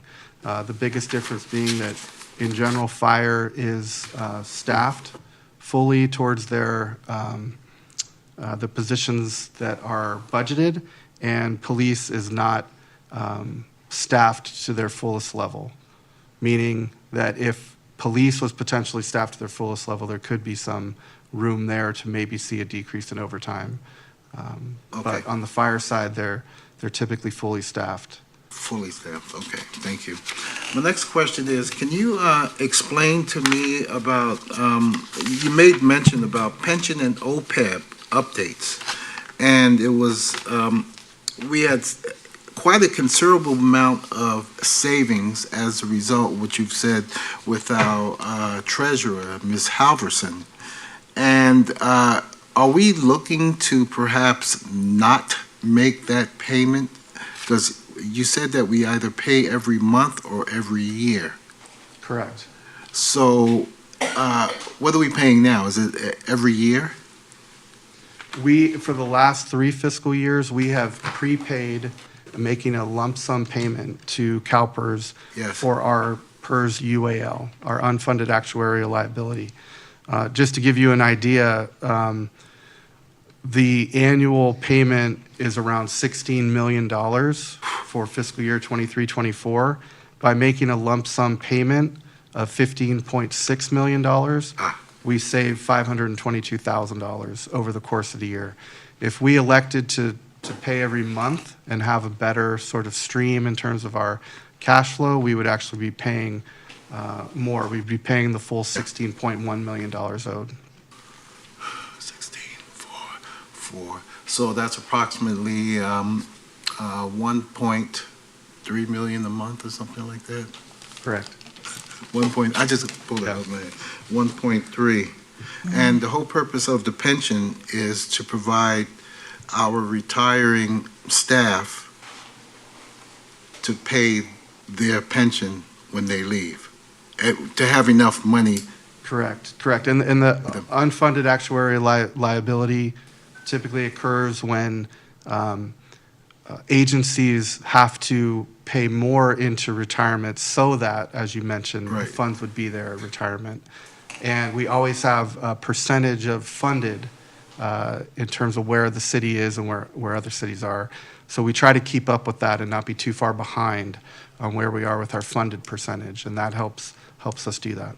Excellent. And as per the actuarial studies, those change or could change every year. Yes. Folks live longer.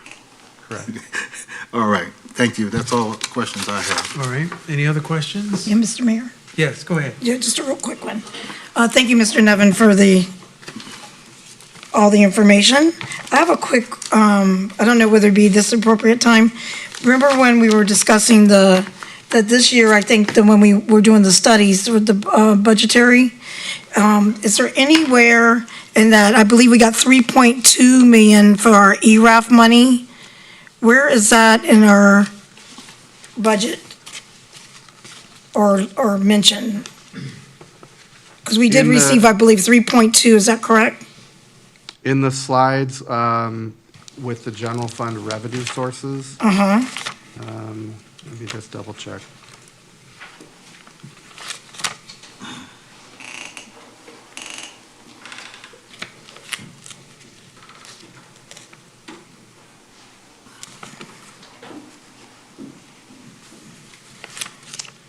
It is in the, ERAF, it comes in as part of the property tax revenue, Yeah. part of that larger number in the property tax section. And what is what is that plan for that 3.2?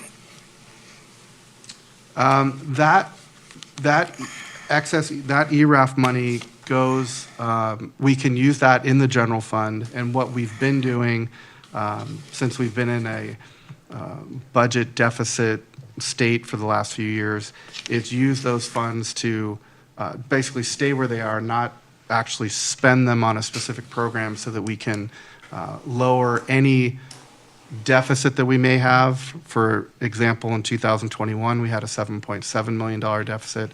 So by keeping that ERAF money in the general fund and not spending it on any Correct. program that we're not currently spending Yeah. for, that enables us to save whatever that income is for that year. You mentioned 3.2 million.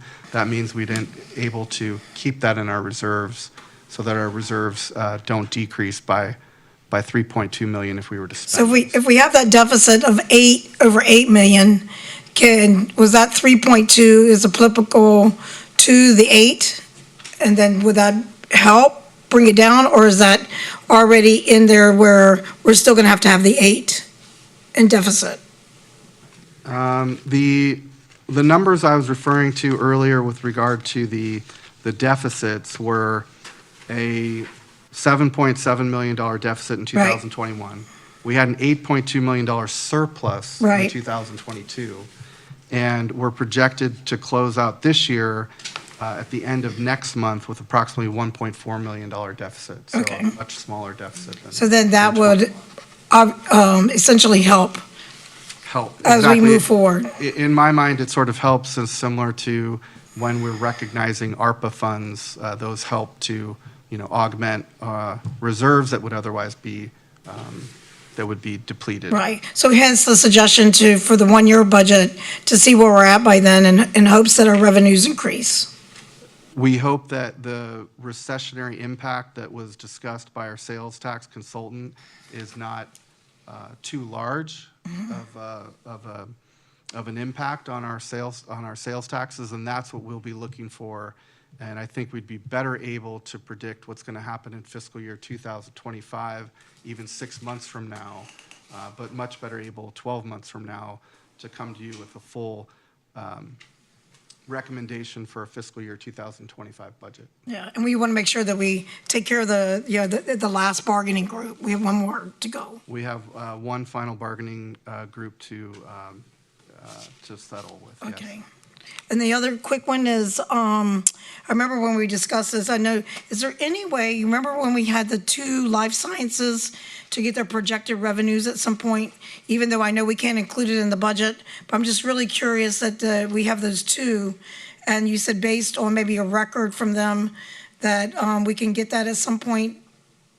I will, if we have a number on that, I will Thank you. definitely direct it to council in a memo subsequent to this meeting. Thank you very much. Appreciate it. Thank you, Mayor. All right, any other questions? Go ahead, Madam Vice Mayor. Thank you, Mr. Mayor.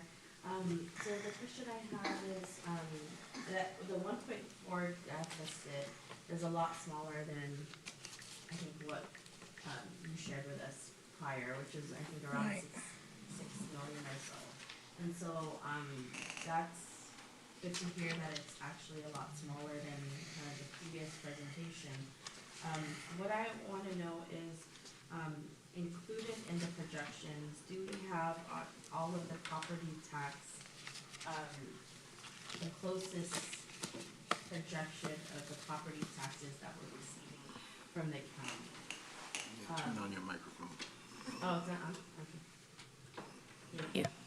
Do we have the most up-to-date projections as far as how much we're receiving from the property tax of homes being sold in Daly City?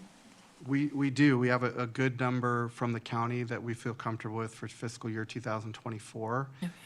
As when I showed you that, or that one slide that shows general fund revenue sources with property taxes being the largest, we broke it out into two sections, one being property taxes and the other being vehicle license fee revenue. Although it comes in and is shown as property tax, we want to break it out so that you can see that. But in that property tax number, which is the subtotal on that slide, is $36.7 million.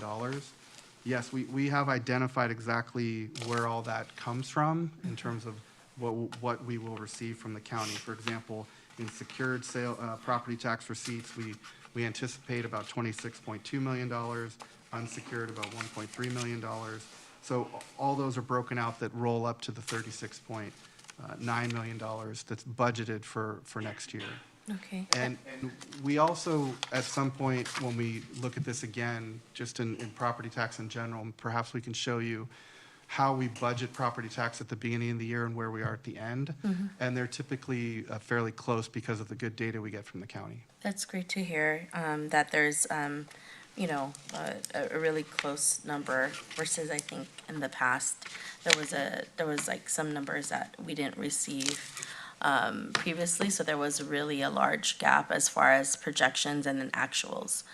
So I'm glad that has, That's another thing we would look at. If we had a one-time catch-up, we wouldn't budget that going forward, but we budget what we anticipate receiving the following year. I know we asked this previously, or I asked this previously around the short-term rentals. Have we been able to assess what short-term rentals, as far as like how much we've been receiving with the short-term rentals, and if we are able to know what the dollar amount is? Sorry to cut you off. No, it's okay. Go ahead. We do know we have a pretty good number on short-term rentals. We're looking at it quarterly. It's been increasing. I think at probably the last study session on April 17th, I may have showed you some history on that when short-term rentals first began in the city and what we started collecting, which was a relatively small amount. And now we're receiving more. So as we have full year worth of data, we'll be better able to project those. But that number is also included in our fiscal year 2024 budget in terms of how much we anticipate in short-term rental income. Thank you. And then lastly, I know that there isn't as many cannabis stores that have opened up, but then the projections, has there been actuals in the one that has opened up recently, and is that included within the budget as far as, you know, understanding how much that has brought in the city? I know it's probably hard to project given the fact that it hasn't been open for quite some time, but. It's a little hard to project, but since we only have one, but we have budgeted $100,000 in revenue for that specifically. And again, as we, perhaps as a second or third open, we will look at that and track that so that we can change it. And as what I anticipate is when we come back in, let's say, the January timeframe for the mid-year budget adjustment, any of those revenues that have changed or we know more information about, we'll be adding that to as a mid-year budget adjustment at that time. But we have budgeted $100,000 in cannabis receipts and tax revenue from those businesses. Okay, I thought that was my last question. I have another question that came up. In regards to the fees that we're looking at, you know, we're revisiting and looking at kind of a increase, just cost of business, since we haven't looked at that, I think, for some time, maybe even a decade or so. Are those increases in fees included in the projections in the budget that we have to date in this presentation? Yes. Okay. And just last council meeting, we took the master fee schedule, and for the fees that were already on there the previous year, we did do a 4% increase for most of those fees to keep up with the cost of doing business and the fact that most of those fees are directly related to city staff providing services. So we're trying to come back to you every year and maybe do smaller increases rather than coming to you like we have I guess in the recent couple decades, every decade or so. It's too long to wait to do something regarding our charges and fees. Thank you so much. I'm just trying to think of all ways and making sure that we included everything in the budget, and I know you do an excellent job in that. I guess this is not within the budget, but I also wonder how much of, when packages are delivered by Amazon, et cetera, there's been some changes as far as, I think, taxes in regards to that. Have we looked into how that is going to shift what we receive as a city in regards to that sales tax? It is something we discuss quarterly with our sales tax consultant in terms of where that revenue is going.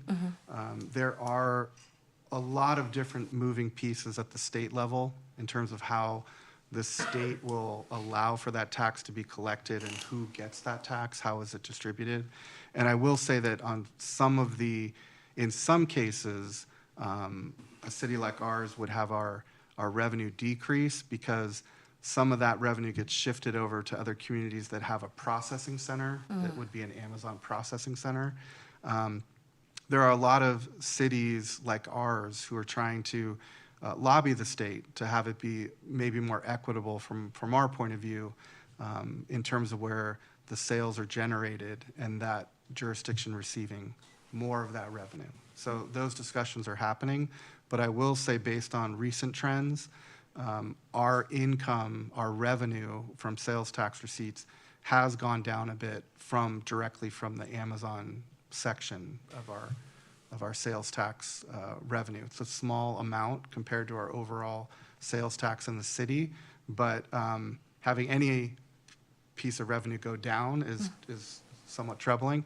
We also look at, for example, the county pool. So we receive some of our sales tax just based on a transaction taking place just within our county. And the city will receive a certain percentage, and we look at that percentage every month of how much is Daly City's percentage of the countywide pool, and we look at that trend too to see is the Daly City percentage maintaining, going up, or is it could be trebling and going down, and we talk to our consultant about why those percentages would go up or down. But we do look at that very closely actually every quarter. Oh, that's great that you keep an eye on that. It was just questions that I have. Obviously, if there's any need for us to advocate, for having those dollars remain in our city, it's important. I mean, I think every dollar counts, especially as we see the forecast that you mentioned around kind of sales with a projected, fortunately not a recession. And ways we can bring more dollars in the city. Some things I'm thinking of is I noticed that when there's deliveries being made as far as like food deliveries, some other jurisdictions have like an extra tax that they I wonder how that works. Like for instance, I've seen that in South San Francisco or so. I don't know how that works, but I'm just looking at ways if people are purchasing, they hopefully purchase from restaurants, but sometimes folks don't want things delivered. I'm just looking at ways that are creative to keep ensuring that we have revenues rising instead of decreasing. Thank you for answering my questions. I think that's it for now. I love that we're going to review during a mid-year and be able to see kind of where we're at. Just thinking of, one last question. There was a very large transaction that happened in the city of Daly City as far as the Westlake Apartments. What was the revenue that we received from that, and is that budgeted, did we receive, what was the tax that we received in that large transaction, and is that within this year's budget? We received some transfer tax related to that sale, although what we will see is a much bigger impact, and that actually won't be until the 2025 budget. Okay. Most likely we'll see about $1 million in additional revenue because of that transaction, but again, we don't project that we can't put that into our base probably until 2025. That is my final question. Thank you. Sure. Yeah. All good questions, Madam Vice Mayor. Just one more, Mr. Mayor? Yes, go ahead. All right. Yeah, thank you, Mr. Nevin. So I have one, it's similar to that, but about online, about our Carvana. Are there any projected revenues of that Carvana? Because I know if they make sales or if they purchase a car online in another city, how's that working? And are we gaining a lot of revenue from that, or? We've looked very closely at Carvana, again, in our quarterly sales tax meetings. There was an issue that Carvana needed to finalize some paperwork with the state, which we've heard has now been completed. So we'll be able to look more closely at Carvana. Potentially, we'll be receiving some past revenue that might be a catch-up revenue, so we'll be looking at that as well. If, for example, we see that Carvana or any other sales tax generators are changing in terms of how much money the city would be receiving from those, we would again adjust any of our projections and bring those. Also, the easiest time for us to bring those is at a mid-year adjustment. Okay, thank you. Thank you, Mayor. Any other questions? Go ahead.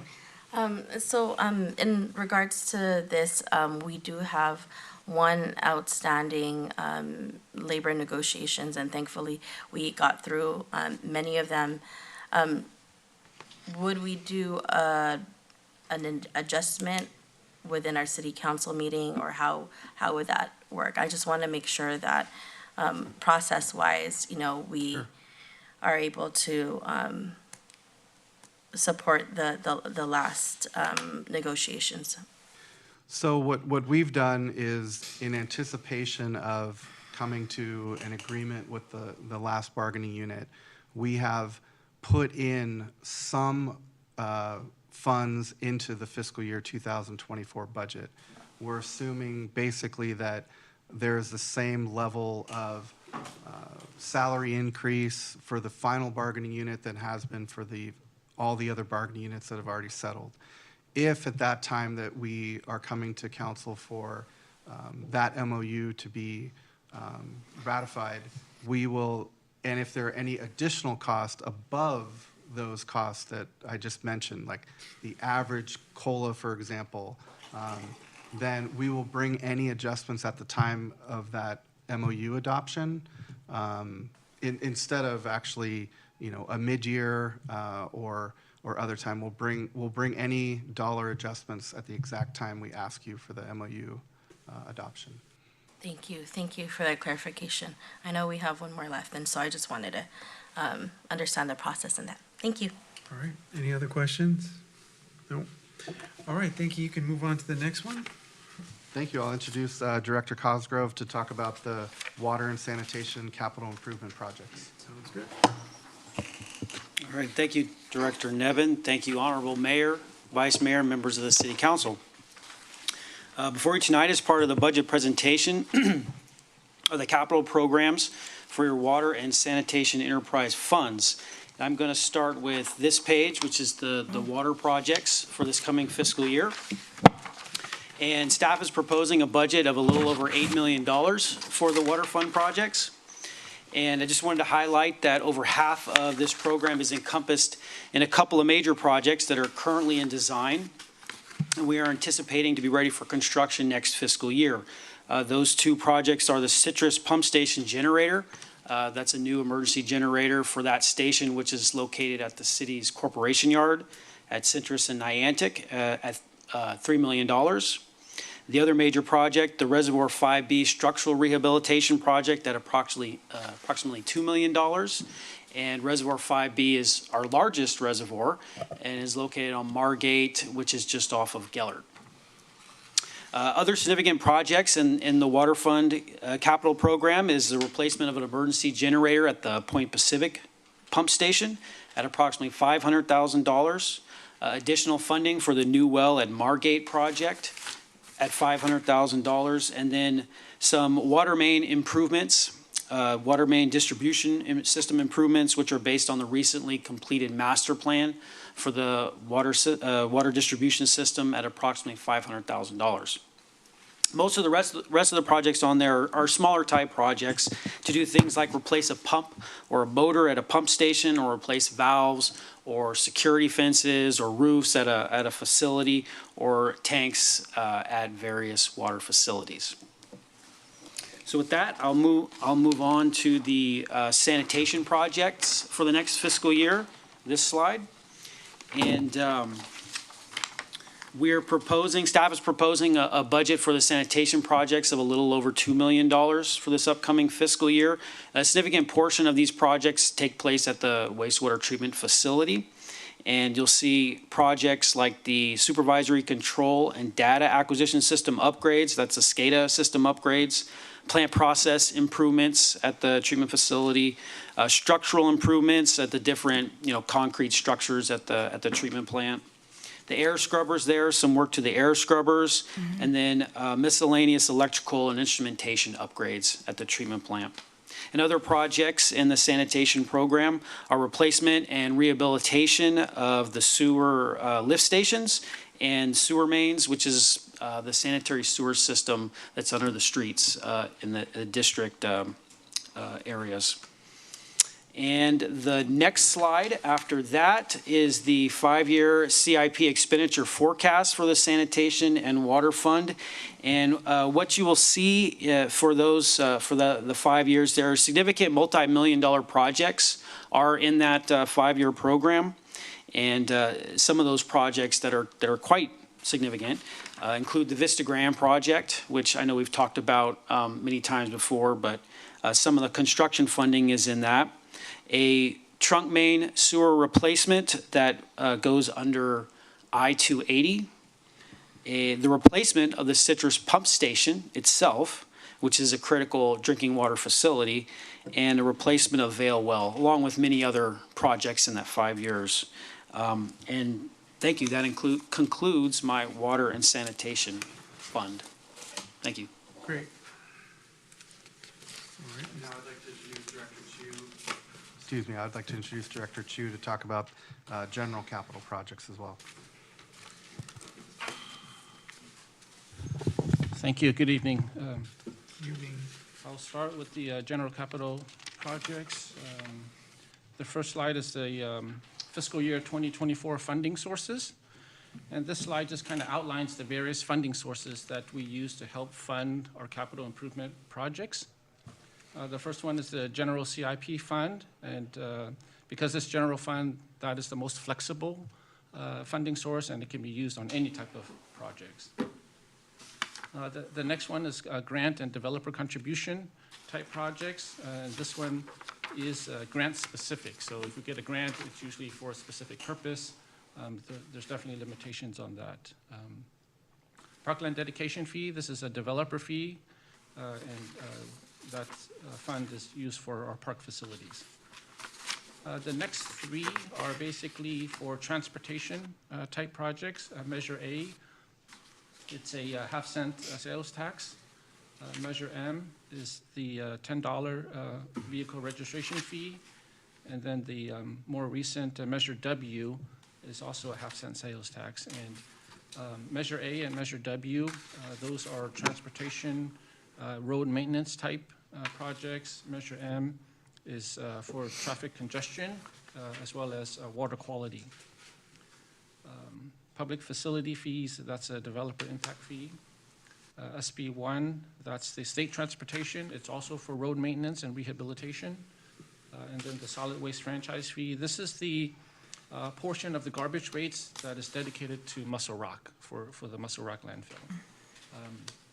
On the furthest column to the right is the dollar amounts requested out of each of those funding sources for fiscal year 2024.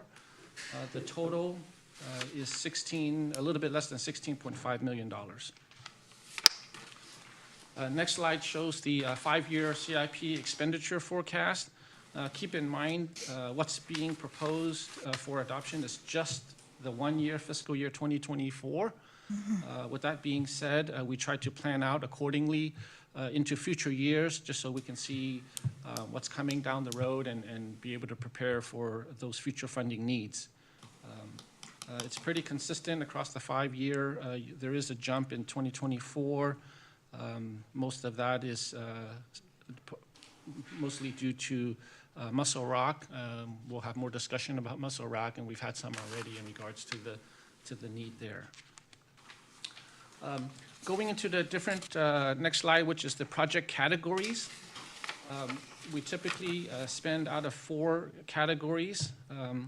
First one is traffic and transportation. We've got 8 projects in that category for fiscal year 2024, just under $9 million. We have 10 facility type projects. That's about $4.4 million. Muscle Rock, there's 3 projects there, just under $3 million. And then we have 1 park project at $100,000. The next slide is a breakdown of the transportation and traffic projects. We've got the ADA sidewalk improvement project, cooperative project development. That's the pot of money that we use to help go after some grant funding, or if it needs a small matching amount, we would pull it out of there. We have the Daly City Safe Route to School. That's mostly a grant project, as some of you may be aware. We do have a RO project, conversion project in the Palisades area that we're going to be starting on. The next 3, those are all road maintenance type projects, slurry seal and resurfacing. These are to maintain our pavements throughout the city. And then the last one is a little bit for Vision Zero improvements. And again, just under $9 million. The facility type projects, we have about $4.4 million. Civic Center East, that's a study to kind of look at the area near City Hall on the east side, just to do a study. Civic Center North improvements, that's related to some tenant improvements at Civic Center North, primarily for human resources relocation. We've got a couple of fire department type projects, deferred maintenance, HVAC, and then their master plan.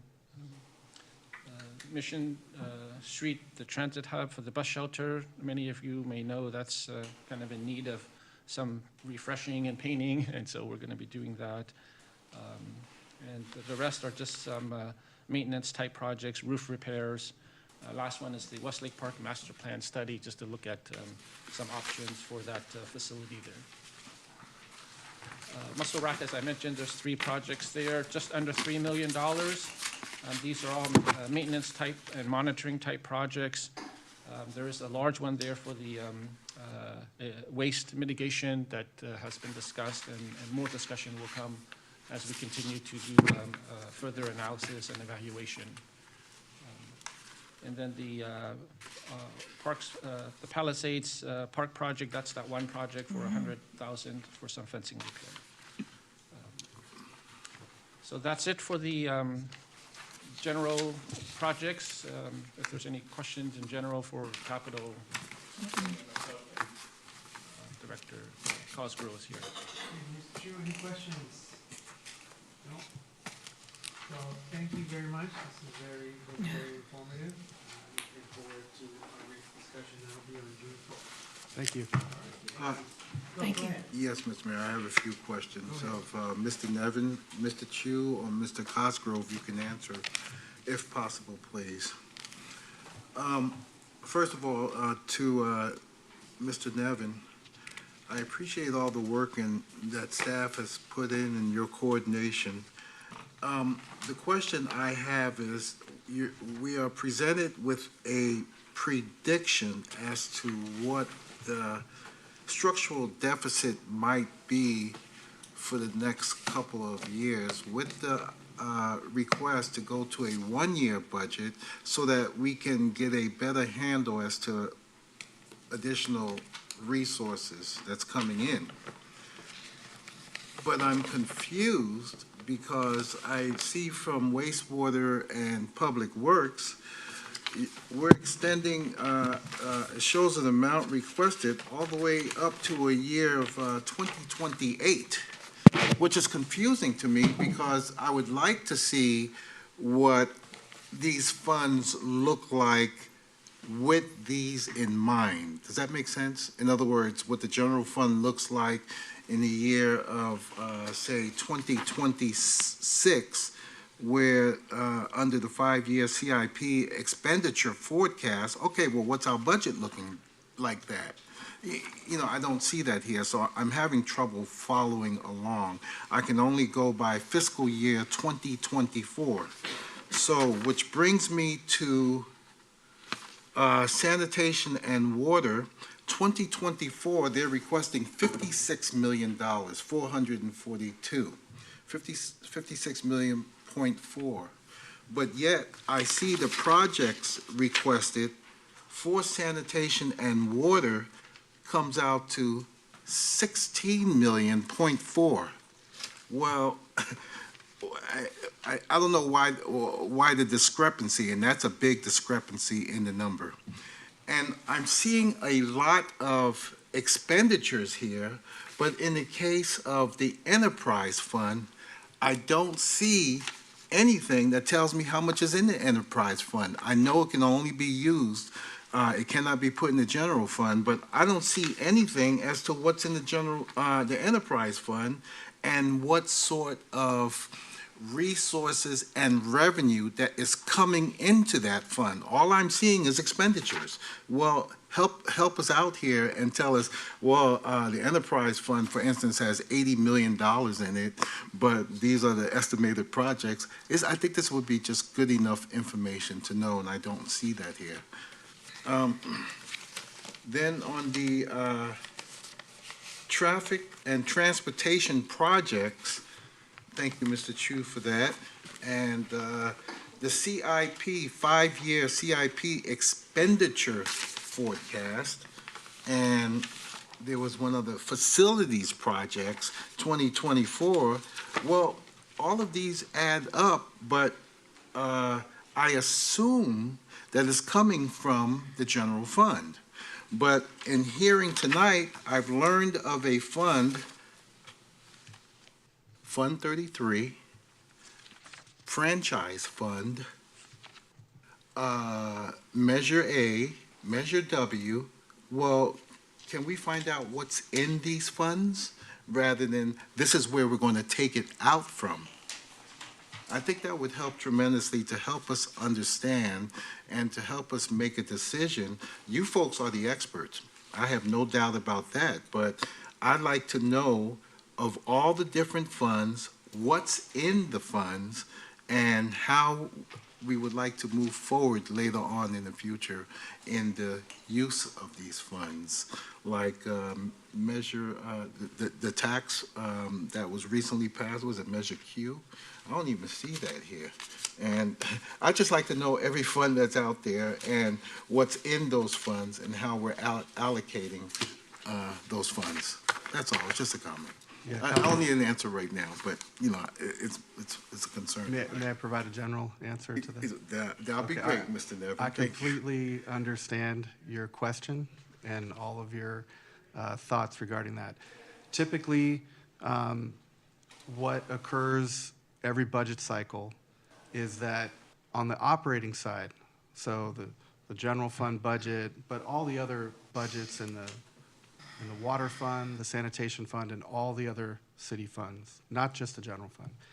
I have been focusing on the general fund, and there's a reason I've been focusing on the general fund, is because we have to keep a very sharp eye on the general fund and where that's going. But typically, the operating budget is presented on a 2-year basis. When I arrived in the city 20 years ago, we had 1-year budgets. We moved to a 2-year budget. Only due to COVID did we go back to a 1-year budget. Okay. But every budget cycle, whether it was a 1-year budget cycle or a 2-year budget cycle, has always had a component next to it, and that is CIP. CIP is a plan or a program. The P stands for plan or program.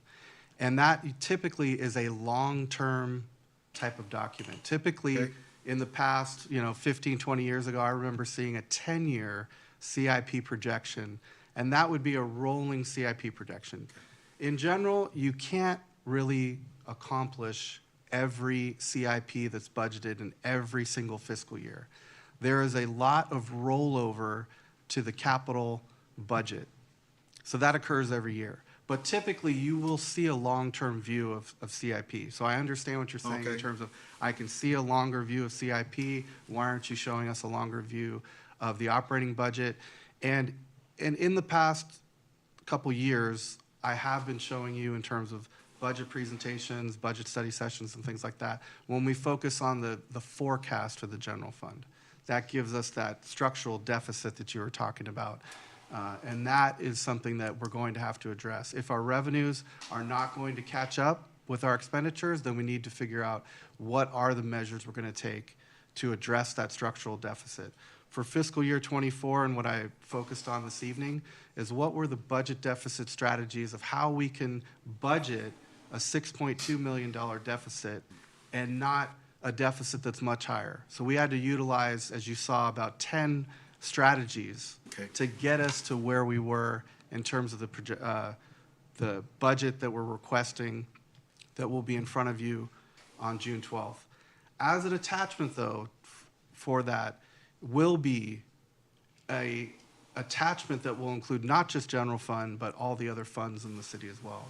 So we also have every year an act for an annual consolidated report that shows actually not just the general fund, but all the funds in the city. But I agree with you. When you're presented with this, you're seeing a piece of it, and you're not seeing everything all at once. Presenting everything to you all at once would be a little bit too much. But to have it in detail for your review is essential, because as a council, you control all the funds within the city and approve and adopt the budgets. But just to give you that context of that's what typically is shown is the operating budget on a shorter scale, the capital improvement project plan on we saw a 5-year plan tonight. I told you I've seen a 10-year plan on capital before, and that we could provide those things as well. And the forecast on the operating budget, especially with respect to the general fund, we've discussed, but I can show more of that in the future as well. I hope I answered some of that, not everything you just talked about, but those are some things that I had in response to your comments. Thank you, Mr. Nevin. Actually, that's a great answer. And I'm very happy if any of my colleagues want to move from the 30,000 foot level closer down to maybe 5 or 10, feel free. But I would like to learn more, because I think the more information you have, the better decision you can make and the reasons therefore. Thank you so much. I just want to add, because you talked about capital and some of the aspects, and just that top line that Director Chu was talking about is the general fund portion of that plan. Right. It's typically a small portion Right. out of the total Right. plan. Gotcha. But the general fund does contribute typically. You've seen in past years, Right. general fund has contributed $0 to the capital plan. Just let Public Works do their thing. They have their revenue sources for transportation, traffic, and everything, and the general fund doesn't get involved because we don't have the money. We've been trying to get it contribute to the capital plan from the general fund, because these projects are needed, and if we don't do them, they'll cost more in the future. So we're trying to balance that as well. But the general fund portion in general is a relatively small number of the capital improvement plan. You can see over the 5-year plan, that number's low. Every year that we look at the general plan, at the general fund budget, we can decide what we can afford in capital. And so going on a shorter time frame will enable us to do that as well. Well, I appreciate that, because I've asked Mr. Chu before in the past, when you're doing slurry seal or any kind of street or maintenance, why can't we take it out of this? And I see it's listed down here, Measure A, County of San Mateo.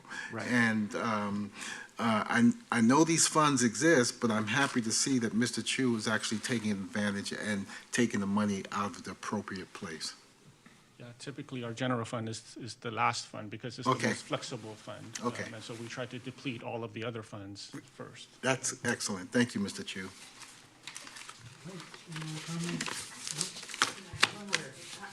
So in regards to the Muscle Rock capital improvements, or just in general, I think that it's such a huge issue that we have continuously. Given the amount of federal dollars out there that would support this type of, it is an environmental hazard, as the garbage keeps coming out, right? So is there, I know you do an extensive job to look at grants, Mr. Director Chu, but hopefully there's support in this regard, because it definitely is, and something regarding our environment, and hopefully there are federal grants to support us out there, and or even state grants, because I know it's a continuous issue that we have that not only affects us as a city, but I mean, I think the environment as a whole, the coast, right? So, I mean, maybe if there's dollars down the pipeline. Yes, thank you, Vice Mayor, for that question. We're definitely going to be working with Finance, City Attorney's Office to explore all options, including grant, and we're looking into that as well. We're constantly on the lookout. We've applied for one. I don't know if we have the results yet, but it's going to be multiple funding sources that's going to be needed to be able to help us address Muscle Rock. Thank you. More to come. Thank you so much for your work. Thank you both. Oh, thank you all three. Thank you. Next.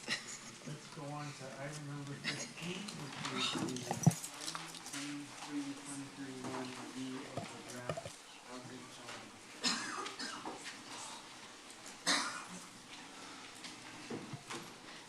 Mayor, through the chair. Oh, sorry, got it. So even though we're having technical difficulties in the chamber, we have been able with the video team to troubleshoot it for live streams. So the presentations are visible for those watching on YouTube and Channel 27. Oh, great, thank you.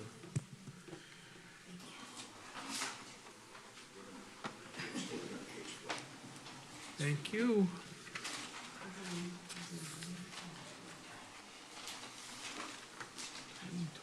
Thank you, sir. 2023-2031 housing element. Good evening. All yours. Oh, okay.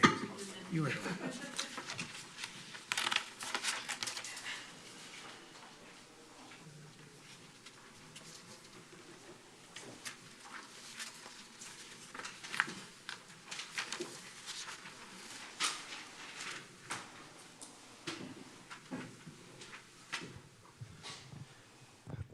Honorable Mayor, members of the City Council, this is a presentation on the city's draft housing element. Those of you familiar with housing element, we presented about a year ago. It was an introductory piece, some public outreach effort on the housing element, and explained what it was at that point in time. As you may know, this is required by state law that the City of Daly City have a housing element. We update them. Used to be every 5 years, now it's every 8 years. And so our last housing element was good since 2015, but now needs to be updated. As identified in the staff report, we have hired a consultant who's actually delivering tonight's presentation to you. And without any further delay, I'm just going to have Jamie Gastalum from Placeworks give a presentation to you on that. We apologize for the technology break. But we printed these out. What we're gonna do is page flip. So she'll, yeah. See how it goes. I need to press. Am I okay? You hear me? Good evening, Jennifer Gastelum with Placeworks. Mayor, Vice Mayor, and council members. Thank you for this opportunity to speak about the housing element. So I'm gonna walk through the slides here. I'm going to do a quick overview on the housing element, on the requirements of the housing element, some key changes to state law for this update that we're working on, touch on the regional housing needs allocation process and what that looks like, and then get into a little bit of the assessment of fair housing, which is the new requirement for this housing element, and then the programs and our schedule moving forward. So just a little bit of a refresher regarding the housing element. It is one of the mandated elements of the general plan, and the housing element is unique in particular in the fact that the housing element, we're currently in the 6th cycle. The 5th cycle took us through January 31st, 2023. We are now in the 6th cycle, which will go through January 31st, 2031. And it is a required element of the general plan. It is a state mandated schedule on when you update. The unique part about it is that it has to be reviewed and certified by the state. So we go through one review process, that's 90 days, possibly a second review process, which is 60 days. And then once you adopt it, then it goes for another 60-day review. So there's a lot of timing involved with it. And the plan for the housing element is to accommodate the city's regional share of the fair housing, and I'll get a little bit more into what that means. And then lastly, as part of doing your housing element, the next step will be it triggers your safety element. So there's some new requirements that eventually that will need to be updated down the road. All right, so the housing element is a very technical, heavy document, and I'm going to touch on the different sections of it. It has a lot of data, a lot of numbers, a lot of stuff going on in it. What we start doing with the housing element is the review of previous, and we consider this a checks and balances process where we look at your fifth cycle housing element, what programs were accomplished, which programs were not accomplished, reasons why, and basically a report card for the fifth cycle, and decide what programs need to be carried forward and what need to be updated.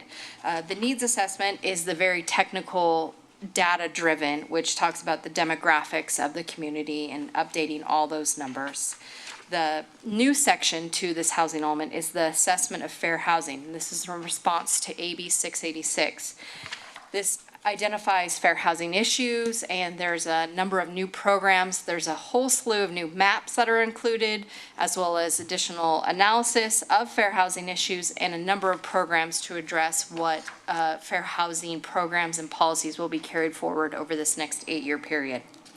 The sites analysis is an inventory of land. So this is where all the maps and all the tables are.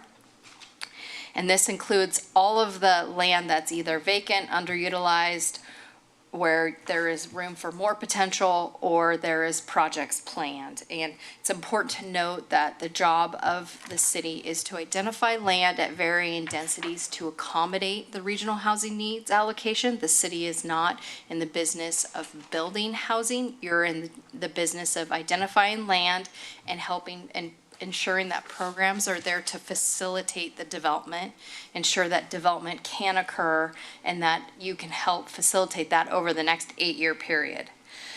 In addition to that, we look at housing constraints. We look at how much it costs to build. What are the land costs? What are the fees associated?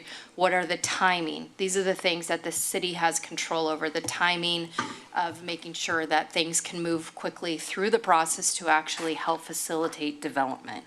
Lastly, programs. First, to address state law. Second, to facilitate the development of affordable housing as well as special needs housing.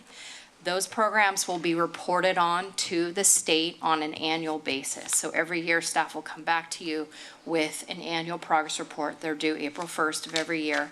And this is what staff will carry forward and show you what's been implemented in addition to the number of units that have been created.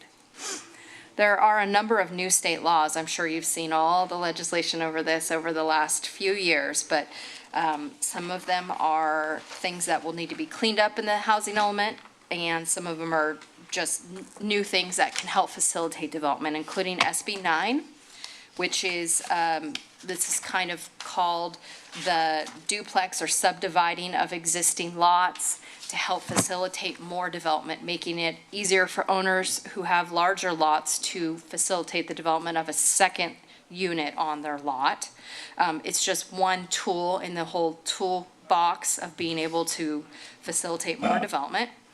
AB 215 has to do with the timing that I spoke about. So right now we're in the 30-day public review period prior to submitting to HCD. Once we go through the 30 days, we will spend 10 days reviewing all the public comments received, then submit to HCD for a 90-day review process. Now, it used to be 60, and there didn't used to be a 30-day review. So again, 30 days plus 10 days to accommodate revisions, submit for 90 days, and then upon adoption, it will be a 60-day review. So those are the new timelines that have been put in place.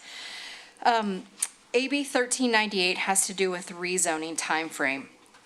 So the state used to put in a program in case you didn't have enough sites to meet your RENA, and we are in that situation, so we'll talk more about what that looks like. You had to do your rezones prior to your housing element adoption, or you had to do them concurrently, or you had 120 days to actually do them. And if they're not done within that, then you will not be in compliance until the rezones are actually done. So 120 days, I believe, is at the end of this month. We're aware of the deadlines. We know what the situation is, and we will be processing with staff concurrently rezones to facilitate the development of all the RENA sites through this housing element process within the timeline to get you done by the 4-year mark, or the year from the January 31st, 2023. We're gonna get it done by January 31st, 2024, so that's the plan. AB 72 is accountability and enforcement. This is where they have a new department at HCD, and they're looking at your annual reports, and they're looking at who's doing rezoning and who's not doing rezoning. And the jury's still out on how this is all going to play out and who's going to rise to the top of the list. I can tell you right now that only 18 communities in the Bay Area are in compliance out of 109 communities. So there's still a lot of work to be done. So for all the communities. But again, there's an enforcement group there at HCD. We're not quite sure how that will all play out. We're going to get on their good list. We're going to get you in compliance to not have an issue there. AB 1397 is the devil is in the details in terms of all of your sites and your land inventory. You used to be able to show all sites, any sites in your land inventories, and HCD would ask a couple questions. Now they spend hours ad nauseum asking, is this site actually a viable site? Is development going to occur on this site? What do you know about this site? This site has to be bigger than half an acre, and it has to be less than 10 acres, and you have to show a track record that you've actually done development. The good news here is that you have done development.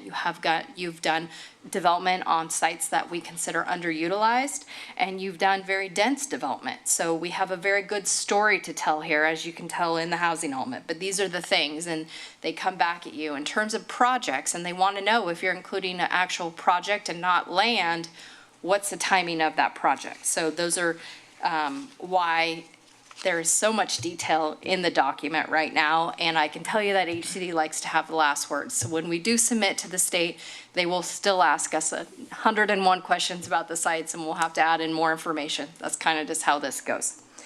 Yeah. Can I ask, if you can explain to us or clarify for us, what was the nature of the complaint that was lodged against Daly City for not complying? And maybe Rose can talk about that. Sure. Sorry, my microphone's on. You can't hear me.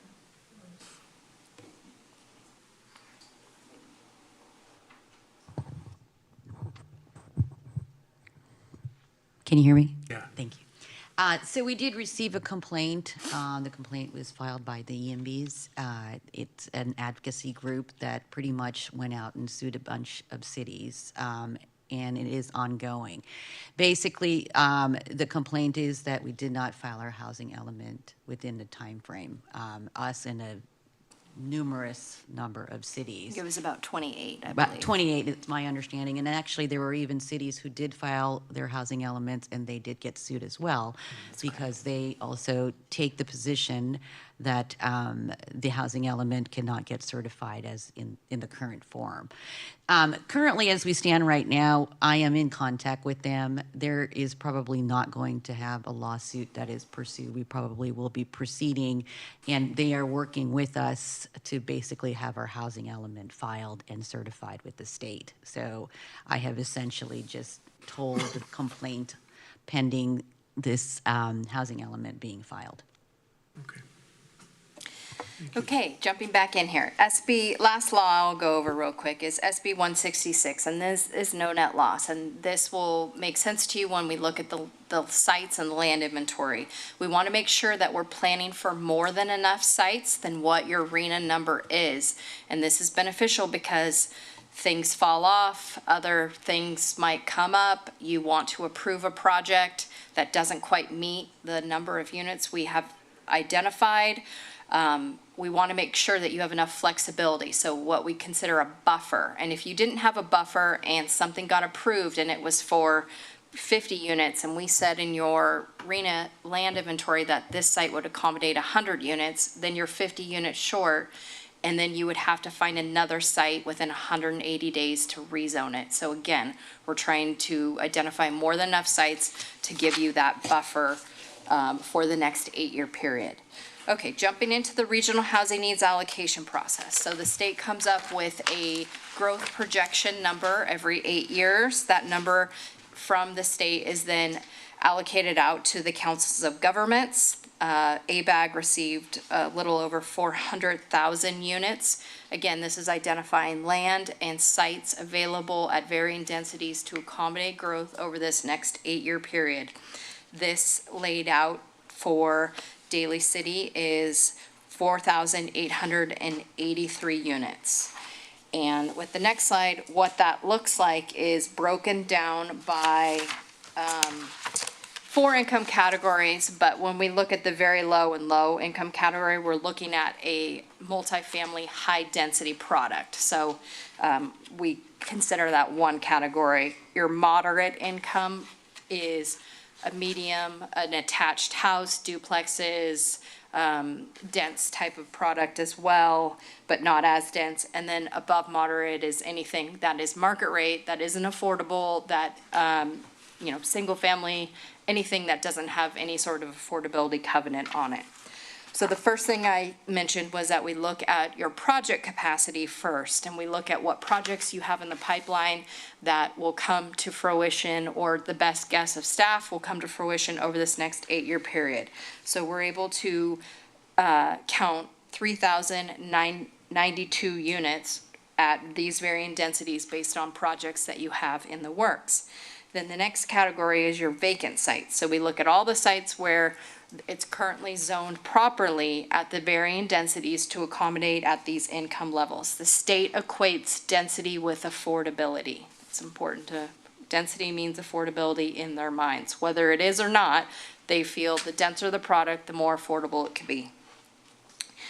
Then we look at underutilized sites. This is where there is something on a site, but we know that there's potential for it to be reused, to be revitalized, to be added to along those lines. That's where you have to put in more information about why you think this could occur and what you know about the property. Is the owner trying to sell it? Is someone trying to build here? All of those information we need to help support that. So then the next category we look at is projected accessory dwelling units. Those are second units, granny flats. You can count those. Those aren't on a site-by-site basis. So we looked at what the city has done, and you look at your track record.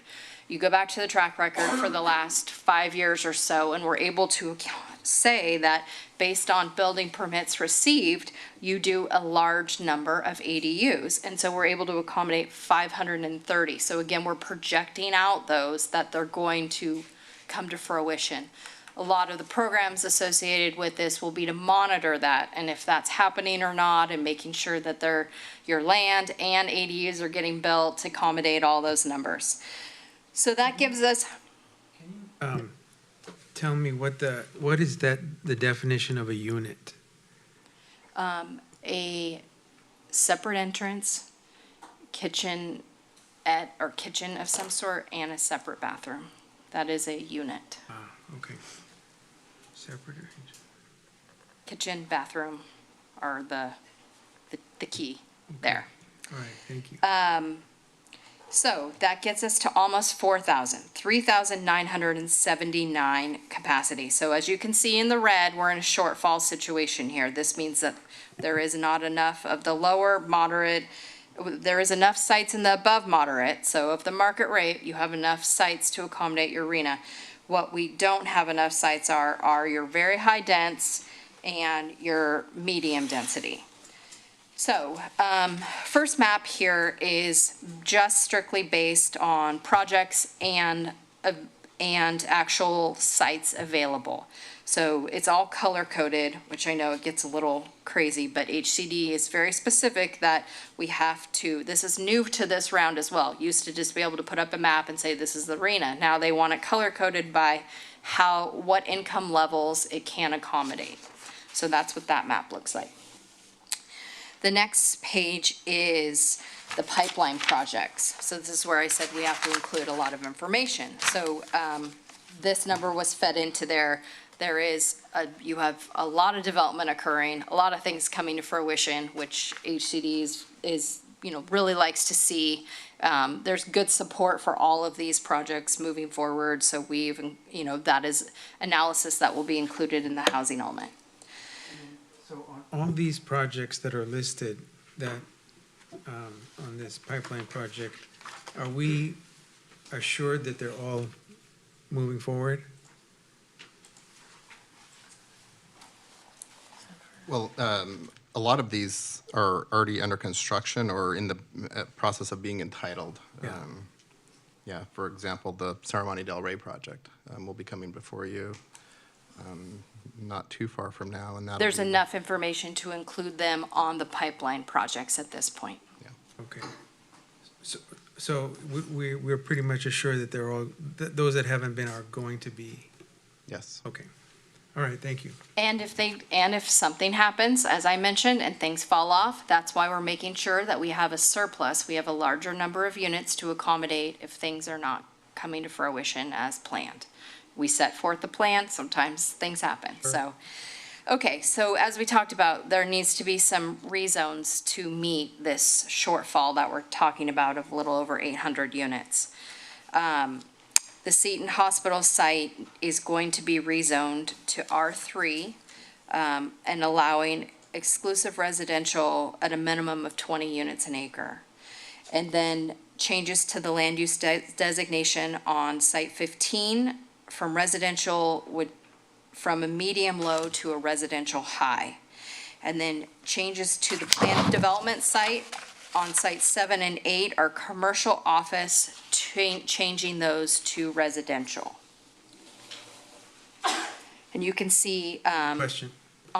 We have a question. Go ahead.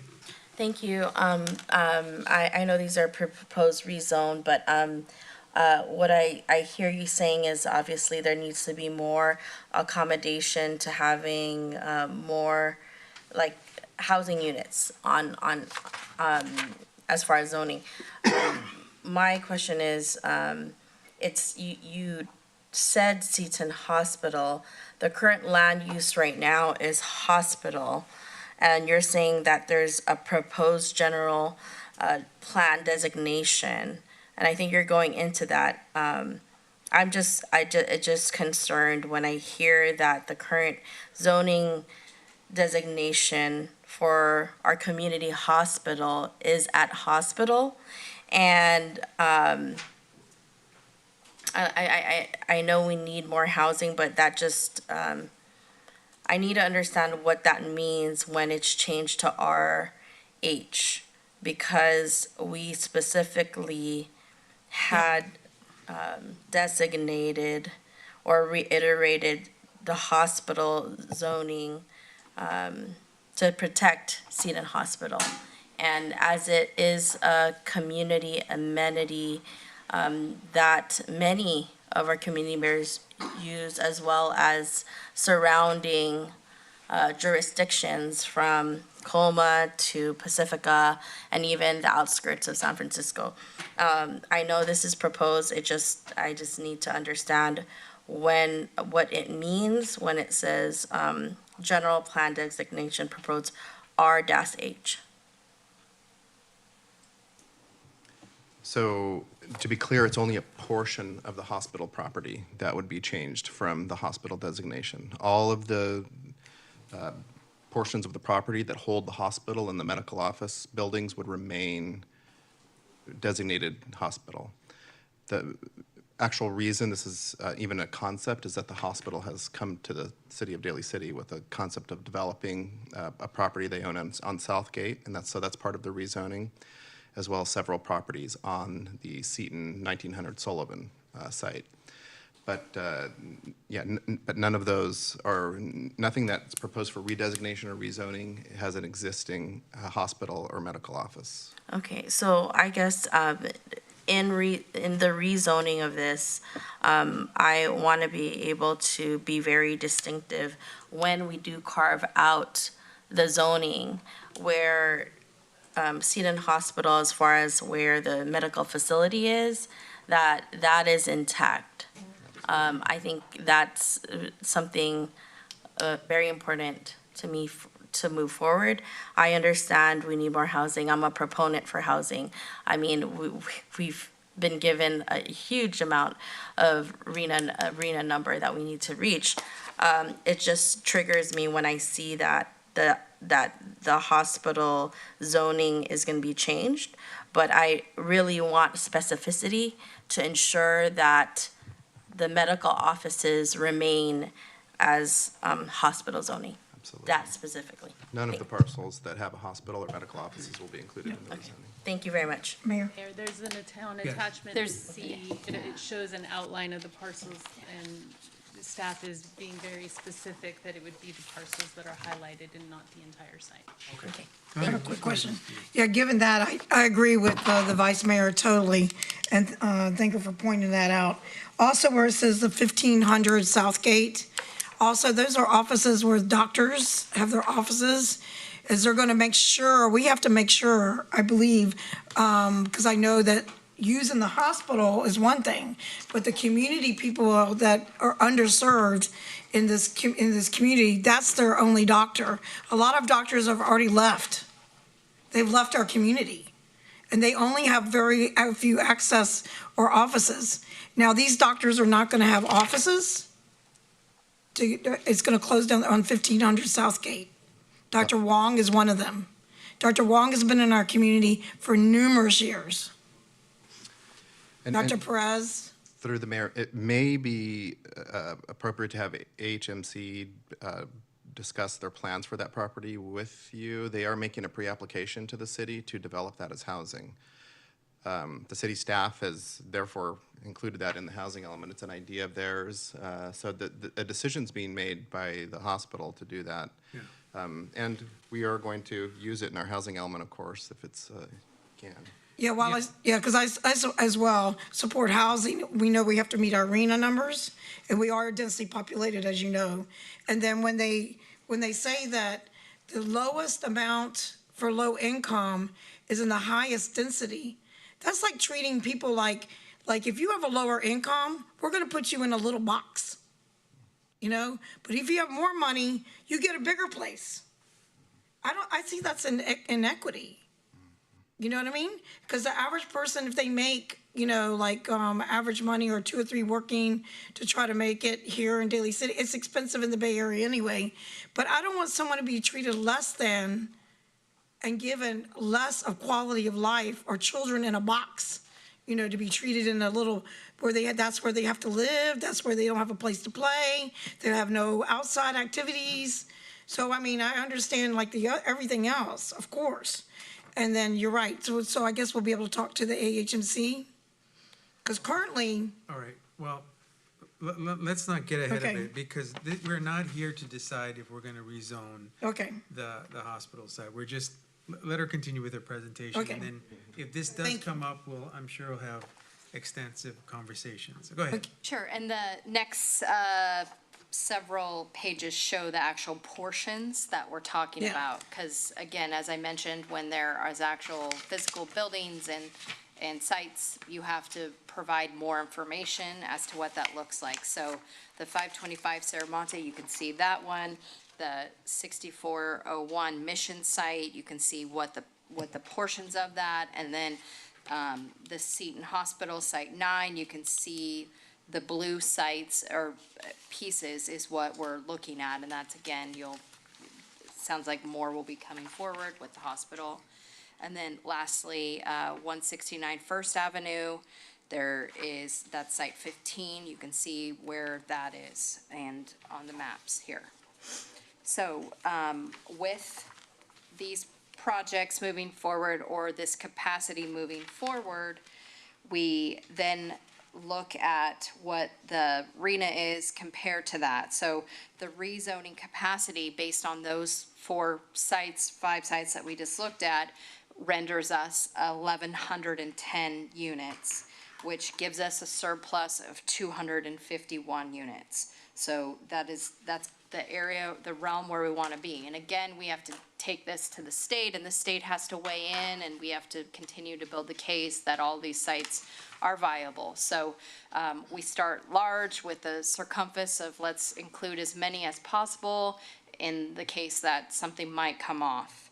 And so again, the 251 is the surplus based on all of these opportunities and potential rezones. Again, that's not, we're not doing that tonight. We have a draft concept plan that is going to the state for review. In addition to that, what we have proposed in the housing element is some additional general plan density changes. And these would come forward in a program in the housing element that then would be implemented. But the medium low density would go from 14.6 to 20, right now, your medium low density is 14 units, 0.6 to 20 units per acre. And what we're looking to do is increase that from 14.6 to 35 dwelling units an acre. Also, one thing that I didn't point out previously is that we can't say that 100% of development will occur on every one of these sites. So we have to definitely scale that back. And that is why it increases the number, because we can't say, we need to say a reasonable 65, 75, potentially 85% of the site can develop. Again, there's setbacks, there's parking, there's all those things. So we have to account for those things. And that's why increasing density, you have the opportunity to go up and to accommodate your RENA, because you don't have a lot of sites to go out, so we have to go up. The medium density right now is 20.1 to 35, looking to increase that from 35 to 60 dwelling units per acre. And residential high density right now doesn't have a max on it, correct? And it goes, but we are putting it in from 60.1 to 120 dwelling units per acre. And then very high density would be a minimum of 120 dwelling units per acre. So based on previous projects, you have the track record to show that you are not afraid of density, which a lot of communities are. So the state will, congratulate you on your ability to do that. And when you don't have land to go out, you have to go up. So all of these things will be positive in their eyes and help us to facilitate this document through the HCD review process. A couple of additional changes is, like I said, height. Making increases in building height to 120 feet right now for the R3 zone. HCD is they want to know that in your zoning code what the heights are, and want to show that you're able to go up to 120 units an acre, so increasing that. There is right now a conditional use permit for mixed use in the C1 and C2 zones where we're relying on some sites. We need to remove the CUP process. It needs to be a checklist and administrative approval through the planning department. Anything that requires possibly a public hearing or additional review is frowned upon on HCD's eyes. They want to make sure and ensure that, if you have objective design standards and you have things to ensure that good quality development will occur, it's a checklist and a ministerial approval through the planning department. Adding additional hearings adds time, that doesn't ensure development will occur. So those are things that need to be cleaned up. All right, as I mentioned, AB 686 is the fair housing new section of the document, and it is very technical in terms of what is trying to be achieved here. And working with the state, and this is new, it's new to us, it's new to them, so working through all these things. One of the first things is identifying the awareness, identifying concentrations of poverty, identifying where there is potential risk for displacement for lower income households, where there is a very significant cost burden. And these tables tell us a lot of information. And so first it is identifying awareness of where these issues are, and potential conversion of affordable units to market rate. How do we avoid that? We need to include programs in the housing element that need, funding priorities and all those things. And lastly, disproportionate housing needs for populations of color, especially Hispanic and Black and African American households. Where are those households? How do we make sure when you're approving developments that either we're regentrifying areas and helping to build up them, or making sure that you're not putting affordable housing in certain areas of the community or just one place here. We want to make sure that everyone has access to high resource areas, which means good schools, you are a very transit rich community, so that's not totally an issue here. However, making sure that development is able to be throughout the community and not just in areas where I know that there are issues and we want to fix those issues. So it's a good eye-opening section of the document, and it's mindful for you when you're reviewing this and looking at projects forward and how you can identify these things and make the right decisions. All right, a couple more slides. I know this is a lot and a little technical. So programs to meet some of the new state laws. There has been a number of changes regarding transitional and supportive housing, making sure that transitional and supportive housing, these are housing units that are affordable housing that includes services for families and members of the community. And so they need to be allowed where residential units are allowed and subject to only those same requirements of that zone. So this is kind of just a minor zoning modification, and you can see the programs in the housing element. There's a number of zoning code amendments that need to be done, as well as supportive housing as permitted without any discretionary review, where multifamily is allowed, where mixed-use housing is allowed. That would be where you would put housing with job services, with child care, with health services, all of those things. So just a little bit of cleanup there. New low barrier navigation centers, that's another wraparound service for homeless with support services. This is a new term for housing elements, a new term for your zoning code. This will need to be identified as where it's allowed and permitted. Single room occupancies, this is one of those that is can have a kitchen or bathroom, a very efficient unit, and making sure that they're permitted in at least one zone. And then residential care facilities are allowed in all residential zones, and your definition of family needs to be updated as well. 2 or more members, non-blood related is the new terminology, that cohabitate as a family. So again, making sure those things are cleaned up.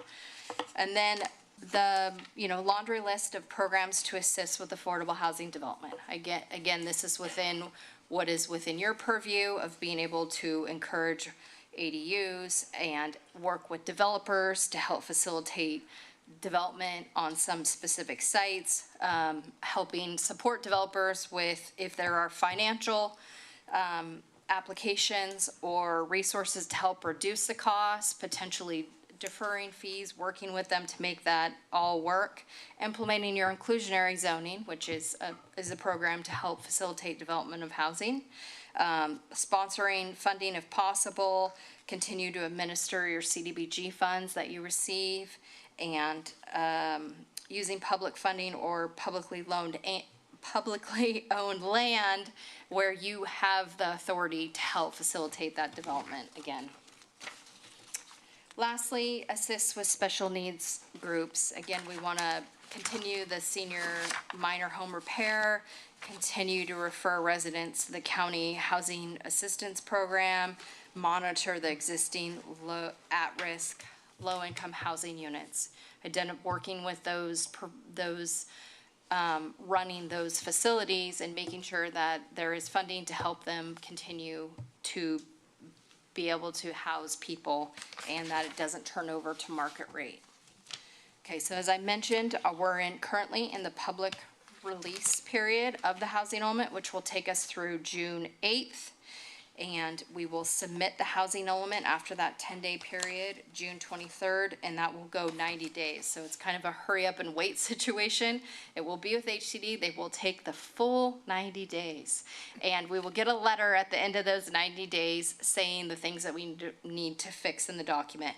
Depending on the severity of those things that we need to fix, we'll either resubmit for a 60-day review to make sure that we receive, the goal would be to receive a letter that says your housing element meets the intent of the law, go forth and adopt it. We tend to not want to adopt it unless we know that, because we don't want you to adopt it and then get another letter saying you need these to fix these other 6 things and then re-adopt it. So we're mindful of the situation. We'll work with staff to present the drafts back to you, and then hearings for adoption of this housing element in January of 2024. Wow. I know. Great, that was a lot. I know. But thank you very much for your presentation. Let me see if any of the council members have any questions or comments. Just No? want to thank her. Go ahead, Mr. Sylvester. Thank you so much.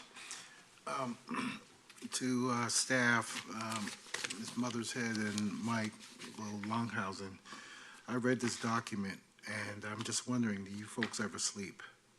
Because the tremendous amount of work that went in here, it's definitely apparent to me, and especially in identifying the land. I think that's very, very important. So the question that I have is, say you're an owner and you own a piece of land, say enough to build 13 units. I think we got a similar project like that coming. Is there any conditions inhibiting the owner from saying, well, we need you to comply with RENA numbers and provide housing in specific units? Well, after the housing element is adopted, simultaneously is our plan, is that the general plan and zoning designations for all of the properties that are identified that need changes would go into effect. And so those parcels that are changed in combination with existing parcels that already have the zoning are all subject to the city's density requirements that are stipulated in the general plan. And there's a minimum density and a maximum density. Absolutely. And the calculation of the number of units that you want to construct has to fall within the density range, or the city staff will be compelled to deny the project. And just to emphasize that, the sites that we're looking at in everything that's in the RENA, and we say city staff very specifically, all of these sites have to be allowed without discretion pursuant to state law. There's not a public hearing that needs to happen or CEQA that needs to occur because they're without discretion. The state has set this system up very purposefully so that cities can't hold public hearings and ask the neighbors what they think, be compelled to change the designations because the neighbors don't like it. So it's all very purposeful, and we do want to emphasize that to you. Great, which leads me to another project that we have in the area of St. Francis Square, which is zoned commercial. Can we force them to do commercial and residential in order to meet our RENA numbers? At this point, we cannot. The city would be within its police power, I suppose, if we wanted to do that, but the city's in the process of issuing breeding permits and building permits for the reconstruction of that shopping center. The city council committee's granted approval for that already, and a use permit hearing is going to be coming up on a drive-through facility there, so that would be a little tricky. Okay. Inhibiting owners, I got that, and identifying land, which you folks have done a good job. Oh, fair housing discrimination. So I heard about density. The higher you go, you can increase density, and subsequently, maybe we can deal with these RENA numbers. But say a project of higher density, for instance, has, they want to build 7 buildings. Each one is a minimum of 13 stories, and you want to house low income in only one building. I think that's a violation of the law, and do we enforce something like that, or as this project goes further? I don't know that that would be a violation of fair housing law. The intent of what the AFH items are that in different parts of the city, that the city isn't saying that all the low-income housing goes in areas that are underserved by transit, by good food, good food choices, by infrastructure. That's the intent behind that. But with on any particular site, that, in my opinion, wouldn't be a violation of that. All right, well, I think, not to belabor this, but I think that's for a future discussion, because we have a project now, and I see what they're trying to do is to try to get the most out of middle income and higher folks paying rent at a expense of saying we'll put the lower income in further so we can put them all in one building rather than dispersing throughout the whole project, but we can talk about that. Thank you, that's all the questions I have. You're welcome. All right, any other questions? Go ahead. Thank you, Mr. Mayor. Thank you for all of your extensive work on this. It's a huge puzzle to fill after getting those numbers required from us. My question is, in this zoning, is the Mission Corridor part of the rezoning? So the city presently has a project to rezone Mission Street from C1 Light Commercial to CMU, Commercial Mixed Use. That's actually part of the previous housing element and previous general plan. It is also mentioned in this housing element, and PlaceWorks, the same company that's working on this, is working on that. So it is built in here. There is a rezoning. There's a change to an existing plan development zoning designation for the property the city owns on the north side of 88 Hillside. So that property is right now designated to be an office building, and what we would need to do to implement this as proposed is that we would need to change that to residential. There was a development concept to do that already, that there's an application that's actually technically pending. So it's not a new idea, but we did build that into this.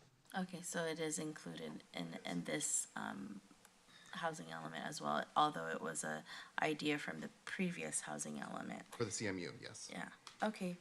No, that's great. I just wanted to see if that was in the works. And then also, thank you for the work. I think it's, I see why the state is doing this. Obviously, we need more housing in the region and all around California. I think this is not a question for you all, but I hope that in the same respect where there are units that are required of us, that there's state funds that come down the line that can support, these projects that we also want to see come to fruition. So that's it. Thank you very much. Just real quick. Yes, go ahead. Yeah. So we already have, right, Michael, our own inclusionary, right? So would this change our inclusionary, or we're gonna keep our same inclusionary, right? We would keep our same inclusionary Okay, good. zoning. And also to answer the concern you had about the high density being the affordable, that's a presumption the state makes. The reality is many of those projects, even moderate, high-income families are gonna be living in denser development. That's just the state of our future in housing. So the state presumes it is affordable due to its density, but it's not that just low-income households are being put Yeah. back. Because I did see in the city of San Mateo where when they did, I think it was Midpen, I'm not sure, did that last project recently, they have the 3-bedroom, so a family could live with and have 2 bathrooms or whatever. So it was it wasn't as so cramped for the kids, and maybe the one we have on Mission where they at least have a playground at the Midpen on top where children need to be outside, right? They have to have a place to play, and like you said, then include things like computers on somewhere, or study areas, or something like that with the developers, that kind of thing, to be more creative so people can have more quality of life. That's especially when they go past the COVID, you really get concerned by people so I appreciate your work and all of you and your staff, and that's a lot of work. So, thank you, PlaceWorks. Dr. Rock? Thank you. Couple of things. So, thank you for putting together this huge report and staff and a consultant. Yeah. I combed through it through this weekend. I was like, oh my gosh, I got a grade. But but it was very insightful. One of the things that I would like to recommend is disaggregating racial data. I know one of the housing findings is, we talk about disproportionate amongst like Latino and Black and African American households. But like to really get into the nitty gritty, I mean, it's Asian American Pacific Islander Heritage Month, and I would love to see it broken down even in terms of like Pacific Islander communities and the different sub-ethnicities in the Asian American racial category, just to see, especially Daly City being a large Asian American community. I just would like to see like what's the trends? Where are there Filipinos leaving? Is there an existing Pacific Islander community that is leaving? I think that would be a recommendation I'd like to see. I mean, I know it's here in Daly City, but I would love to see it throughout the state. Another one is, are there other communities that are just like totally resistant? Like, I'm not gonna build any housing at all, and I'm just gonna bite the bullet. Yes. What are the ramifications if not submitting a housing element? Lawsuits, money. Just lawsuits? And money. The Attorney Lots General. and lots of money. Okay. And you could lose building permit authority. I mean, there's a couple of cases, Pleasanton as well as City of Folsom, both of them tried to skate it. They were both sued by Habitat for Humanity. They lost millions of dollars. Their building permit authority got taken away from them until they adopted a in-compliant housing element as well as mandatory inclusionary at 20%. So, lots. And I know that there's communities like south from here that are very, very wealthy. And I know there's, I don't want to put names out there, but it's just. Well, again, 18 communities out of 109 right now are in compliance. And in Southern California, they were due 3 years ago almost at this point, and only 50% of them are in compliance. Wow. So as you can see, this is a huge feat to get across the finish line. Well, thank you for helping us, and I appreciate it. Mayor, just one question. Okay. Based on what Dr. Rod had said about the breakdown, is there any way to track, because even though, because where I live at, I see the moving trucks, I see some of our Filipino families, and actually know some of them that had to move out because it was not affordable, like breakdown in ethnicities, Latino, that moved out. We People have of to color rely on. definitely moving out in We have Daly to City. rely on Department of Finance and Census, and unfortunately, the census used to do the long form, and now they only do the short form. So all of that really wealth of knowledge that we used to get to put in the documents is non-existent. They do these projections, which the margin of error is like 100%. So it's really, Oh my gosh. it's like, it's tough. So if if there's local data resources or local groups that potentially are tracking some of this, we could definitely put it in. But what's available to us is not as detailed as we would like or as you would like. It's Because it's unfortunate. not affordable, right? Right. I mean, look at the 4,000 units or whatever it was, like $2,100 for whatever. Thank you. All Thank you, right. Mayor. Okay, go ahead. So, I think you touched upon it earlier where, there's obviously, building more housing, but then also retaining, housing that's within the communities that are affordable. I just want to convince staff that we have been doing that. I think that has to be indicated in our housing element, that we've also looked at, models in which, there's opportunities to buy smaller units, whether they're 6 to 8, that we've done. Your microphone. They're mic. telling you your mic. Oh, my mic. I just want to make sure that we, as the city of Daly City, we get recognized for really being at the forefront of even looking at small site acquisition for smaller units where the affordability is there, and that's indicated in our housing element. Because I think we have been a city that is open to development, that has been, approving, residential ownership, rental, and that also we have with the housing department, looked at ways to partner with nonprofit organizations to for the purchasing of these rental buildings so that it doesn't go into market rate, right? So then that's also, sustaining housing. And I think that should definitely be highlighted as one of the tools we've used in the city of Daly City. Yes, that's it. Thank you. Great. All right, any other questions? Thank you for your good work. Thank you. Thank you. Very important information. All right, let's go on. Oh, I'm sorry, I have a public comment on this item. I have Brian Shields from Carpenters Local 217. Good evening, Mr. Shields. Come on up. You have 2 minutes. Good, how are you? Good. Yeah, my name's Brian Shields. I'm a field rep for Carpenters Local 217, and everything I just pulled up disappeared. But I was able to provide you all each with Foster City, Redwood City, and Menlo Park. And what the ask is tonight is to adopt that additional encouragement language, right? The encouragement language doesn't really have any teeth in it. It is just simply stating as a city that you're valuing the people that are building it, and that the trajectory of this city is to back that up with words, right?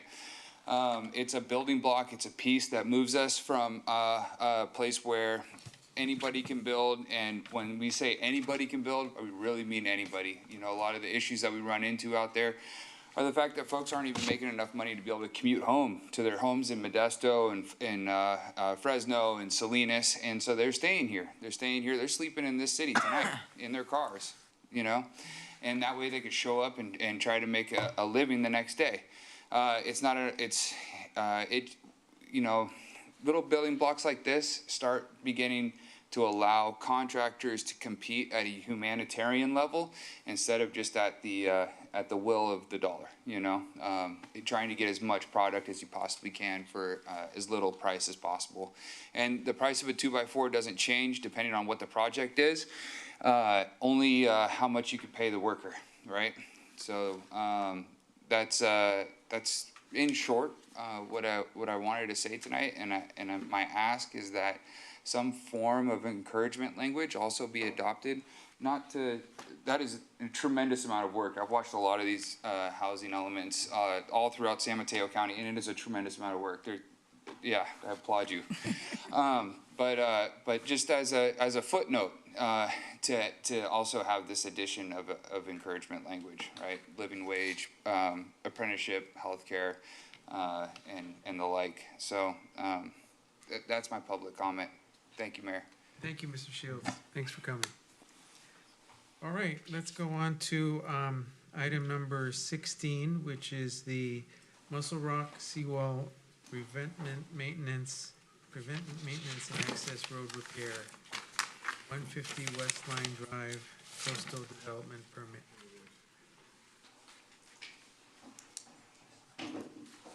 Thank you.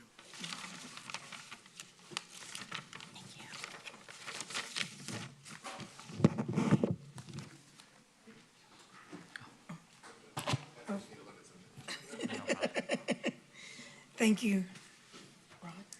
Thanks, man.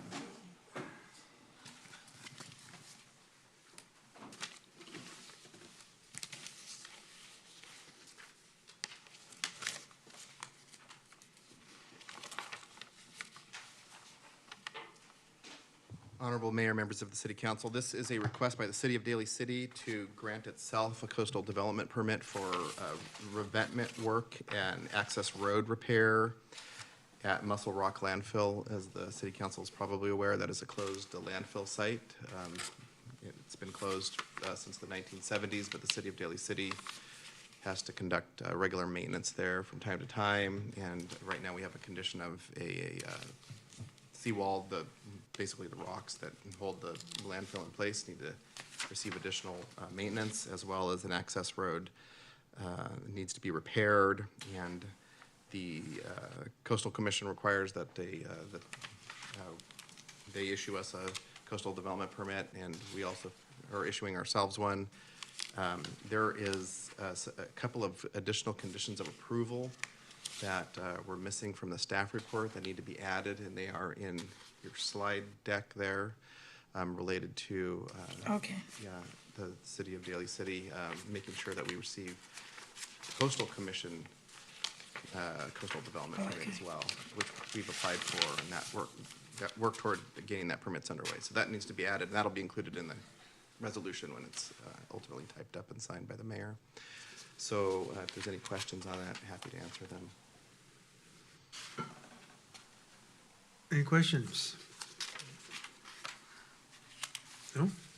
You're having it easy today. Can I get a motion to approve the permit subject to the finding and conditions? Motion to approve. Second?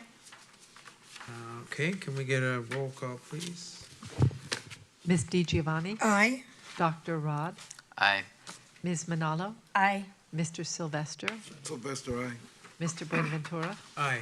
All right, thank you very much. Let's go on to item number 17, which is the Northeast Peninsula Medical Services Building Sign Program on 2171 Junipero Serra Boulevard, use permit. And so this is a request by NEMS, Northeast Medical Services, to obtain a sign program approval from the city when people who are proposing signs that don't conform to the size, the maximum size requirements stipulated by the zoning ordinance, want to basically have signs that are larger than the maximum requirements. They're required to have a sign program. And so NEMS has applied for that. We've worked very closely with them on the content of these signs because they're at the top of the building. For those of you who are not familiar with where the building is, it's just right next to Carvana, so just south of the Carvana building. And the copy of that sign, so it was very important because we want to make sure in granting basically this parapet top building signs that they're consistent with what we've approved at Pacific Plaza, basically halo illumination. We want to control the aesthetic. None of the signs would face the residential neighborhood to the east, so that's something that's important. The applicant, it was very important for them to have some visibility to that building, and we talked about doing some red banding that goes around each floor. That's included in the, I think it's in the presentation there, and shows that, and we do think that would look quite nice. We have required that there be some controls on the brightness of that in case the glow gets to be too much, and that it not face the residential portion. And that, they could install it, but that would be turned off if it's a problem. So with that, that's pretty much the sign program there. It's again, they've worked extensively with us. It's pretty tasteful. And, of course, recommending approval of it. The Planning Commission's recommending approval as well. Okay. Any questions or comments? Go ahead. I just wanted to say that the design, I like that, the light, because it's not too invasive. Any other questions or comments? I like the color scheme. Design. Okay. Oh, yes, the color, and they are changing the paint. Yeah, me too. Yeah. All right, hearing no further questions, can I get a motion to approve the use permit? Motion to approve. Second. All right, can I get a roll call, please? Ms. DiGiovanni? Aye.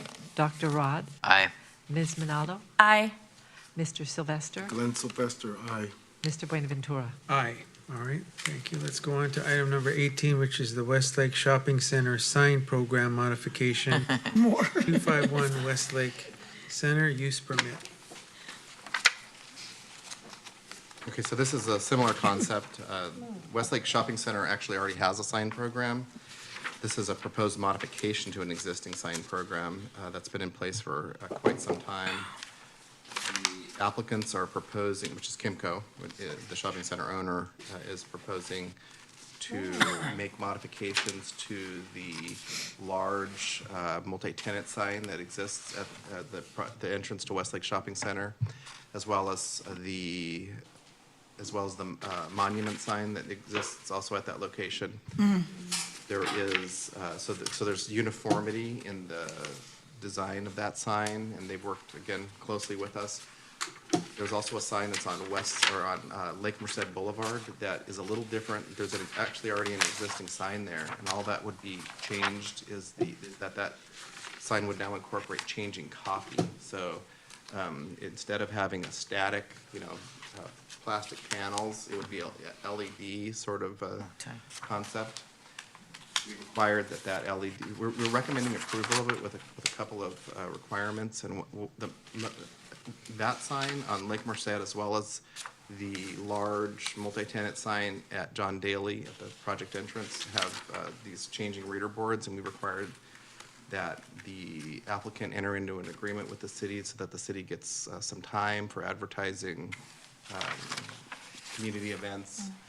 And they've been more than willing to work with us on that. There was no fight over it. They said that's not a problem at all. And so we did add it, that they need to enter into a future agreement with us so we can work out some of the details there, like how much time we get, how much time we have to give them to post it, that sort of thing.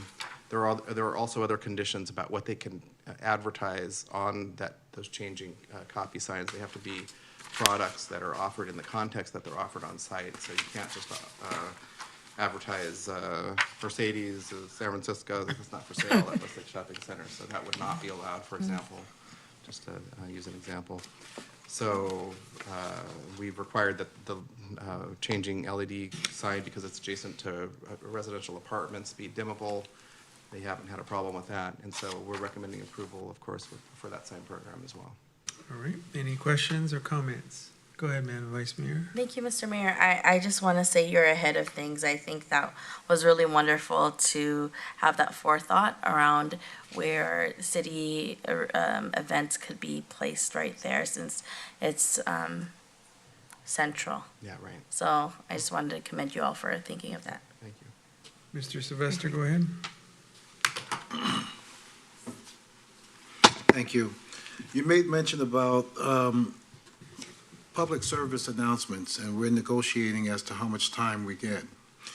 Does that also include incidents that occur so that we can put an announcement up on the board? For instance, avoid the area of Merced and John Daly. Might be an accident. It does not include that. It's only intended to be public service, like the city's holding a festival for Gen X thing, that kind of thing. Well, is there any way to get that? There could be if the city council agrees, and that's something that's important. We might want to check with our conversation with the shopping center thus far has been community events, not Or temporary closure at this particular store at this time, please avoid. You don't have to go into detail, just basic that something has occurred. Through the mayor, I think one of the issues with that might be how often they update the copy. And so we can certainly ask the sign designers, but I do think one of the issues will be that I don't think they make copy instantaneously. So for example, if a road was going to be closed for weeks on end and you wanted to notify the community, you could do that. But if it were an immediate emergency where a street was closed, I think there would be logistically difficult to get that notice up. Well, if we can get a follow-up, that would be great. When I drive around in the area, I'll just keep going around and around the block to find a parking space. Would there be a possibility of providing real-time information as to how many spots are available in the parking structure? That's a possibility. I think that the problem is the same one Tatum just stated. The updating of these things isn't, the intention of it isn't that we a daily change, and that's like live information that I don't know that there's the technology, I don't think it's built into the parking structure. Yeah, I know exactly the technology you're speaking of. I've seen that in higher density urban shopping centers and that sort of thing where the parking is not available. I would say the demand in the parking garage at Westlake is probably not such that you would need to have that information immediately because it's available. There's rarely a time the parking structure doesn't have a parking space available. I think it's usually in an instance where you have a parking garage where it fills up. And we haven't seen the parking structures fill up. The parking fields certainly do, so the uncovered parking areas do fill up, and I've seen that happen. But the structures usually have spaces. Well, the whole idea, I believe, is to change the behavior of folks. As I made mention, I usually drive around until I find a parking spot. But if I'm driving and it says first floor, 10% capacity, maybe I may stop driving around and just go put it in the garage. Maybe it's to incentivize folks to use the garage. So that's why I just made the suggestion. Thank you, that's all I have. Mr. Giovanni? Thank you.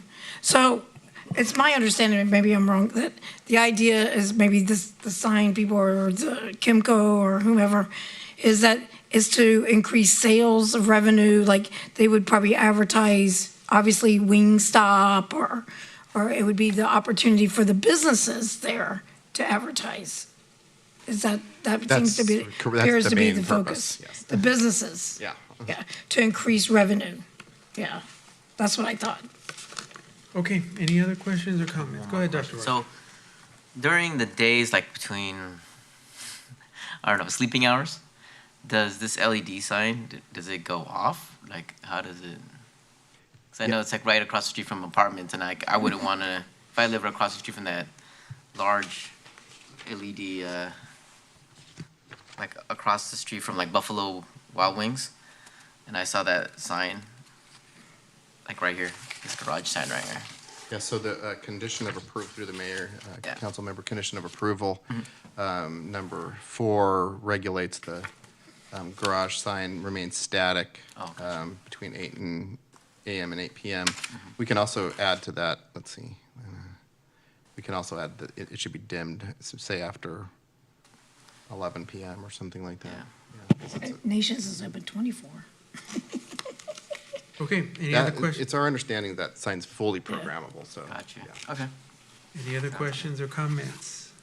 All right, hearing none, can I get a motion to adopt the resolution by roll call? So move. Second? All right, can we get a roll call, please? Ms. Giovanni? Aye. Dr. Rod? Aye. Ms. Minato? Aye. Mr. Sylvester? Glenn Sylvester, no. Mr. Buenaventura? Aye. All right, that resolution passes. Let's go on to item number 19, which is the, thank you, preliminary plan for new office building at 455 Hickey Boulevard, plan development. Boy, we're killing a lot of trees today. Oh, my God. No kidding. I'll give it to Ethan, he could just. Somebody's been printing. He's a little marker. My goodness. Jeez. Oh, my goodness.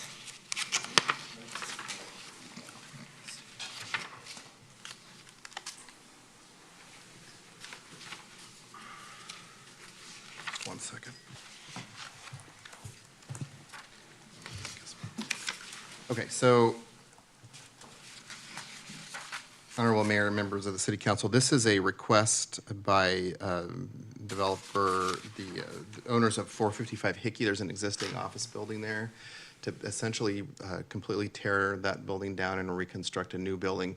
This is just a preliminary plan, though. The city, when there's new plan development zoning that's being established, actually conducts sort of 2 public hearings, and the first one's called preliminary plan, and this is the preliminary plan for this at 455 Hickey.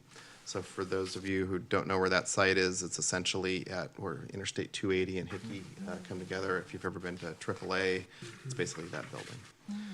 So the request is just kind of, there's some slides in the slide deck that show the existing site. I think we're all familiar with what it is. Basically existing office space there. So the general plan land use designations right now are commercial office and commercial retail office. And the existing zoning is light commercial and commercial office, and then PD 8A. To achieve the heights that the applicant's requesting, it requires that the whole site be rezoned to the plan development zoning. And again, this is the preliminary plan to basically, and we've put out full public notice, all the property owners within 300 feet of this project have received notice, so it's just like a regular hearing, but you're not actually approving it, it's to obtain preliminary input from them. So the environmental review isn't being considered tonight, it's just a preliminary input. So it's a 3.2 acre site that's comprised of the 3 parcels that I mentioned. It was developed as the Ceremony Business Center in 1982. So the current construction is 65 feet in height, 5-story office building with a 3-level, 293 space parking garage located on the site. The existing building includes tenants that are medical and commercial office uses. So again, the proposed project is to demolish the existing buildings, and there's 2 concepts, so you're going to see that in the slide deck. Demolish the existing buildings and redevelop the site with a new 8-story, 166-foot height building. The building is 133 feet, though, at Sarah Vista Avenue, just due to the grade. So that's kind of important to note. It would be 280,000 square feet of technology office building with a 3-level parking structure. 900 parking spaces on site, and the employment there would be between 1,100 and 1,250 employees, roughly. There would also be intersection traffic and pedestrian improvements that would occur as part of the project. So that's the 8-story concept. There's a smaller concept that's a 5-story building. And that, again, would also be to tear down the existing building and redevelop the site with a building that's 118 feet in height, 85 feet from Sarah Vista Avenue, and that would be 180,000 square feet of medical office with a 3-level parking structure.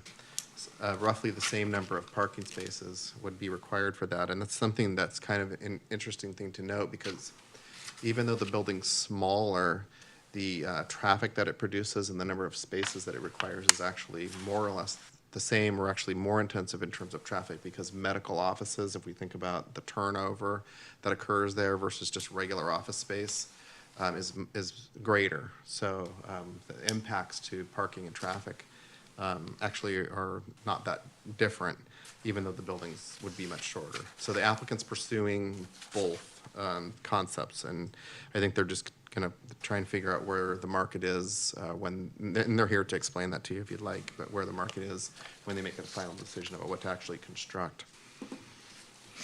So the employment at the medical office would be between 500 and 600 employees and would serve about 200 patients. So sort of piggybacking off the previous conversation about the building out there on Southgate in terms of, medical, there's an evolution of medical office space, and medical providers do, want to move to more modern buildings. And so what happened in a situation, like at Southgate, and possibly move into a building like this. And we have other new buildings that are constructed too. It's not, it's kind of a side note from this project, but, so the required planning entitlements. So tonight we're just looking at the preliminary plan for the rezoning, but there's also, so amendment to the plan development zoning and design review, a lot merger would be required, some underlying lots, and then a CEQA document that's currently underway. There's a mitigated negative declaration that we anticipate would be required there. Again, the Planning Commission reviewed this and did have some comments about the height of the buildings. There was some concern that the impacts, there would be impacts to the project neighbors. We did not hear in that hearing, though, and again, we've sent the same notices for tonight's meeting to all of the neighbors. We didn't hear any issue from the neighbors themselves about it. And so the Planning Commission did forward this to you for a recommendation of approval after some discussion about that. There is a site plan in the slide deck that shows how the buildings would be situated, sort of getting into the design of it. Again, 8-story office building that would be closer to the intersection of Gellert and Hickey, and then the parking garage closer to the freeway there on the proposed site plan slide. There's a site drop-off slide that shows how drop-off would occur at Sarah Vista. And then there are some renderings that show how the architectural style and the bulk and mass of the building would appear. And these are very telling about what we could expect in terms of 8 versus the 5-story. The architectural quality of this building is very high. The applicants work very closely with staff to provide a good movement in the building, having distinctive parts of the building. We call this articulation, lots of glass. So again, this is a pretty good office space that would be coming to Daly City. And we do support the architect. We, of course, support the project in general, but the architecture in particular is very high quality. So the slides do show the difference between the 8 and the 5-story concepts. Of course, the 5-story, 3 stories shorter. And there's different vantage points that are provided with the, when we have a building this large, we require that the developer show how the building would appear from the adjacent neighborhood, and that's shown also in the slides between the 8 and the 5-story. This view is looking to the northwest from Cerro Vista Avenue. So if you live down the street, this is essentially what it would look like.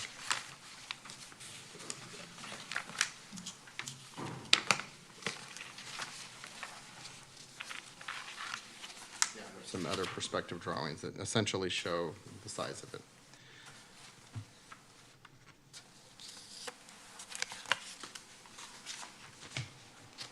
Somewhat along the lines of the concept of the Kaiser building across the freeway, in terms of its scale, if you will.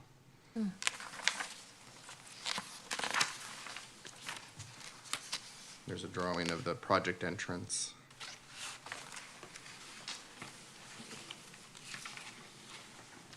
And there's elevations that just show the different, how the building would look from the sides.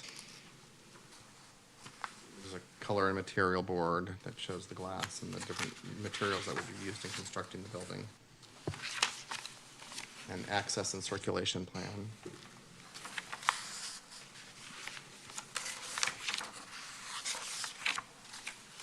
Yeah, so the primary means of accessing the site would be at the Hickey Boulevard entrance. So a lot of the pathway leading to the building would not be through the existing neighborhood.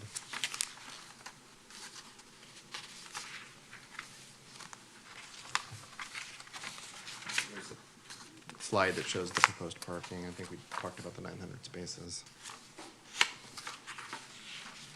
And the Planning Commission had requested, we weren't going to include it in the presentation tonight, but it did get printed, so we might as well just talk about it. There's a shadow study that was also provided to the council at the request of the Planning Commission, and it shows through the solstices the differences between the two structures, the 8 and the 5-story. And one of the things we discussed at the Planning Commission meeting is just because of the situation of the building, that the impacts to the neighborhood actually aren't terribly great in terms of shadow. A lot of the shadows are cast to the northwest in all of the solstices. So, again, preliminary plan. The idea here is for the City Council to receive any public comment and discuss amongst yourselves about whether you think this is a concept that could move forward. And the Planning Commission's recommended approval of the preliminary plan. Staff has also recommended approval. So, questions? All right, any questions? Go ahead, Mr. Sylvester. Confirming 900 parking spaces Yes. with 180 compact. 405 is to be EV and or EV capable. However, there will be, I'm looking for, I made some notes, I can't find it. 330, not 333, it's 197 that will actually be charging stations. Is that correct? Out of the Oh, right. 900. Let's see. To meet the Cal Green, 400 would need to be designed, 297 spaces designated to be capable with charging stations. I don't want to tell you something wrong. Well, yes, 400, I thought I saw 400, I'm sorry. Because I'm seeing 90. And I'm sorry? I'm seeing 90 that would be EV right off the bat. The architect's here and can answer that question, but Here it is. Yeah. Okay, so Oh. 405 parking spaces would need to be designated EV capable. However, and 297 parking spaces would need to be designated EV capable with charging stations. So I'm thinking, and correct me if I'm wrong, out of the 405, basically 297 will be ready to go. Is that correct? That's the way I'd read this. Level 2 charging, pay as you charge, or how, what's gonna happen with that? It'd be level 2 charging. Level 2 charging, which is about 30 miles per hour, but who pays for it? Or is it free? I don't know that they've done that much. Okay. They've gone that far yet, but Okay, well, I commend the developer because that's a ratio of 0.333. So I wanted to make a comment. That's a good ratio. Thank you. All right, any other comments or questions? Let me see. Hold on. Go ahead. So I think, given the options of having both medical and tech, I see why, the project sponsor of this wants to have the opportunities to pivot from either one of their two, proposals. I think aesthetically, it's, I appreciate the shadow study, because that was, I think, something helpful for me to see, given the fact that right next to it, there are homes, residential homes, right by it. But we also, I guess, would say, like, we value the support of ensuring we hire locally, and when you move into, construction or whatnot, and we happen to have the NorCal Carpenters Union here or whatnot, but maybe there's some way to, work together or whatnot, and especially since there's more jobs in the community in that respect. But given both of the renderings, I think it's smart to have both options.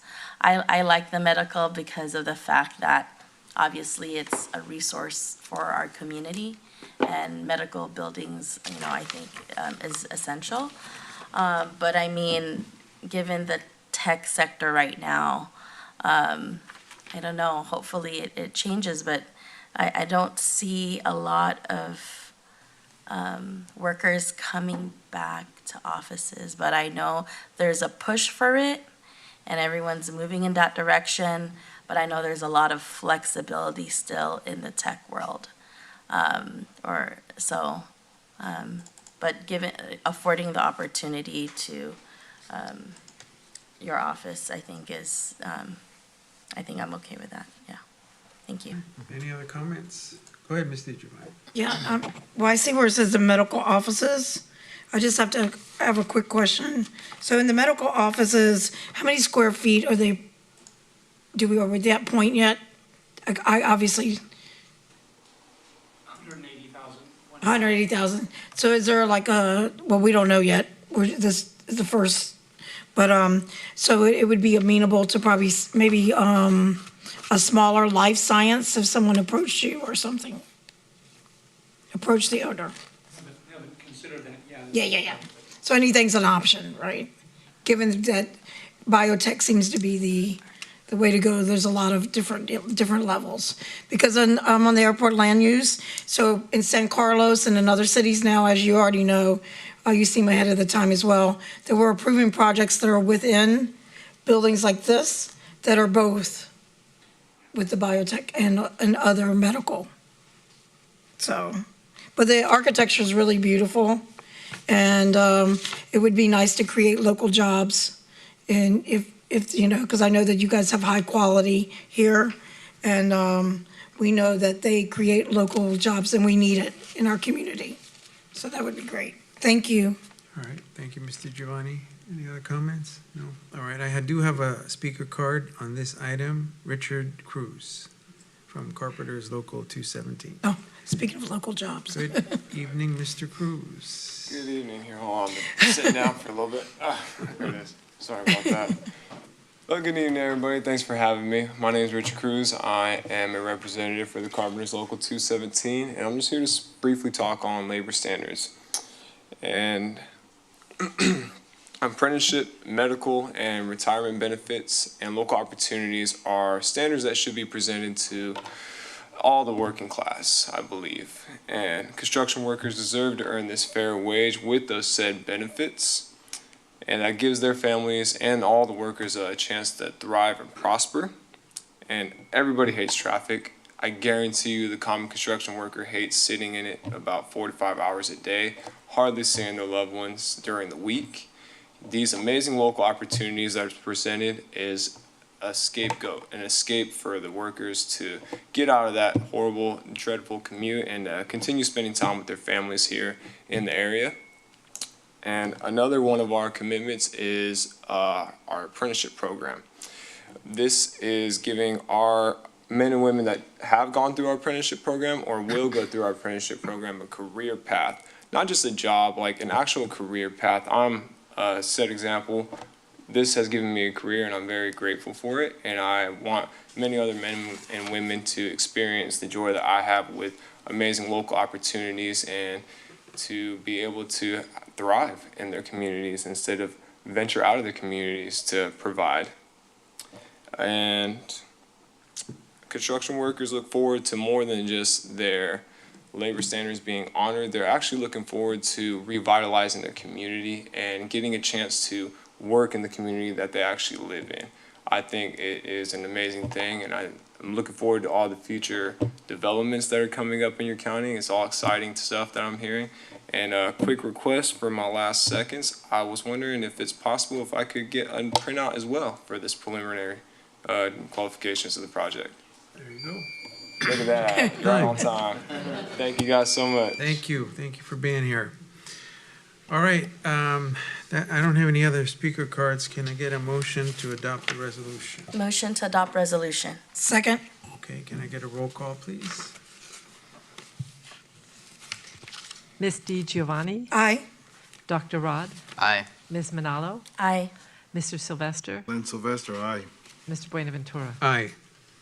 All right, that resolution passes. Let's go on to item number 20, which is award construction contract for the ADA sidewalk and parking lot improvements project. Director Chu.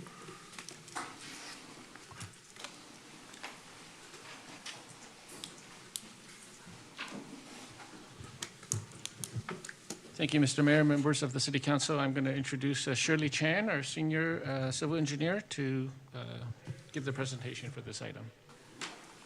Good evening, Honorable Mayor, City Council. Tonight, staff is requesting that the City Council approve the design documents for the ADA sidewalk and parking lot improvements project, affirm the CEQA determination of categorical exemption, appropriate $295,463 of unallocated Measure A funds, and $222,998 from the Major Facilities Improvements Fund for the ADA sidewalk and parking lot improvements project, accept all bids and award a construction contract to RK Engineering of San Francisco in the amount of $1,109,091, and authorize the city manager to execute all necessary contracts to complete the project. This project includes the construction of curb ramps at various locations throughout the city, sidewalk improvements on School Street to replace the brick banding, replacement of sidewalk and installation of trees, and ADA improvements at select city parking lots. BKF engineers prepared the construction documents. The project was advertised on March 16th, and 6 bids were received on March 11th, 2023, with bids ranging from $1,109,109 to $1.99 million. RK Engineering of San Francisco is the parent low bidder and has been in business since 2017. They hold the required Class A contractor's license, which is current and in good standing. They've completed work for other public agencies, including the cities of San Francisco and South San Francisco. The low bid for this project is about 18% higher than the engineer's estimate, but staff found that the bid is reasonable based on the current construction industry market. If approved, the project is anticipated to start construction in June 2023 and be completed by fall of 2023. The total estimated construction cost for the ADA sidewalk parking lot improvements project is $1,275,454.65, which includes the $1,109,091 for the construction contract, an additional $166,363.65 for construction contingency, inspection, and contract administration costs. $447,409.65 is available in the following Transportation Fund CIP accounts: the Ceremony Slurry Seal project, the ADA sidewalk improvements, the ADA sidewalk improvements 1819, the ADA sidewalk improvements 1920, and the ADA sidewalk improvements 2021 projects. In addition, $309,584 is available in the general fund CIP projects, parking lot improvements 2018 and 2019, and the parking lot improvements project 2019-2020. Therefore, an additional $518,461 is needed to fully fund the project.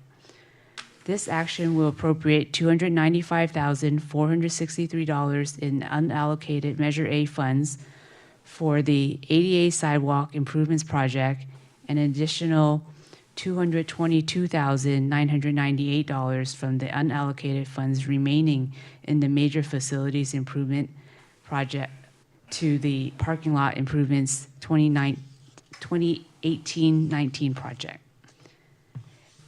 So in conclusion, staff recommends that the City Council approve the design documents for the ADA sidewalk and parking lot improvements project, affirm the CEQA determination of categorical exemption, appropriate $295,463 of unallocated Measure A funds, and $222,998 from the Major Facilities Improvement Fund for the ADA sidewalk and parking lot improvements project, accept all bids and award construction contract to RK Engineering of San Francisco in the amount of $1,109,091, and authorize the city manager to execute all necessary contracts to complete the project. Staff is available for any additional questions. Any questions? Go ahead, Mr. Giovanni. Yeah. First of all, thank you guys for your presentation. I just want to make sure that on the contractor, who was that? RK Engineering. RK. Are they a signatory?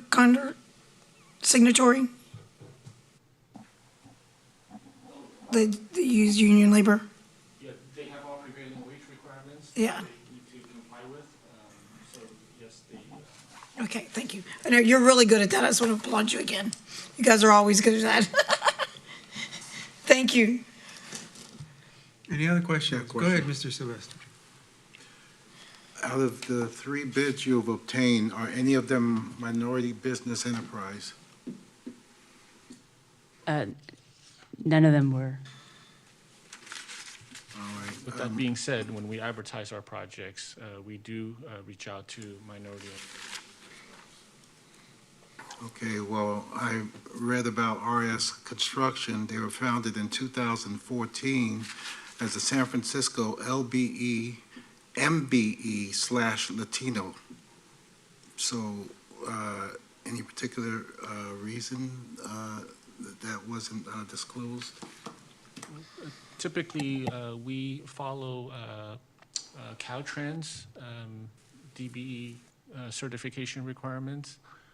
So typically, we look at the Caltrans website to determine whether they satisfy any of the disadvantaged business enterprise requirements. I'm not sure, maybe San Francisco or some other local agencies may have different criteria. Typically what we do is go with the Caltrans. All right, well, not to belabor this issue, I think that should have been disclosed in the presentation, that Caltrans' recommendation is followed, but I see that RS Construction is registered as a minority business enterprise. Thank you. Any other questions? Go ahead.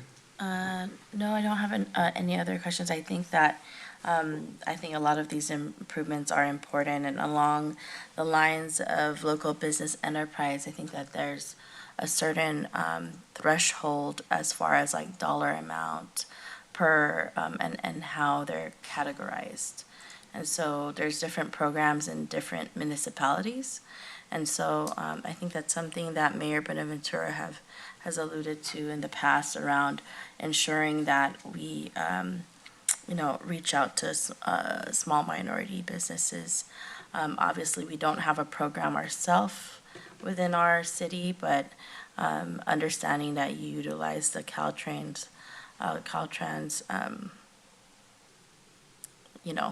program that they have as far as like diversity businesses. But that maybe that's something to look into as far as like what is our threshold here in the city of Daly City. Not trying to give you all more work, but I think it's an important element that has been indicated for the past couple of years. But thank you for your extensive work on this. We know those improvements are needed in our city. All right. Thank you. Thank you.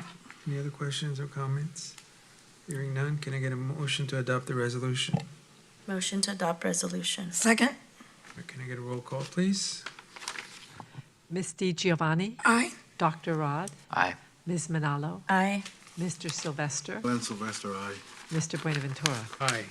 All right, let's go on to item number 21, which is the appropriate the funds and award the 2021 and 2022 street resurfacing project.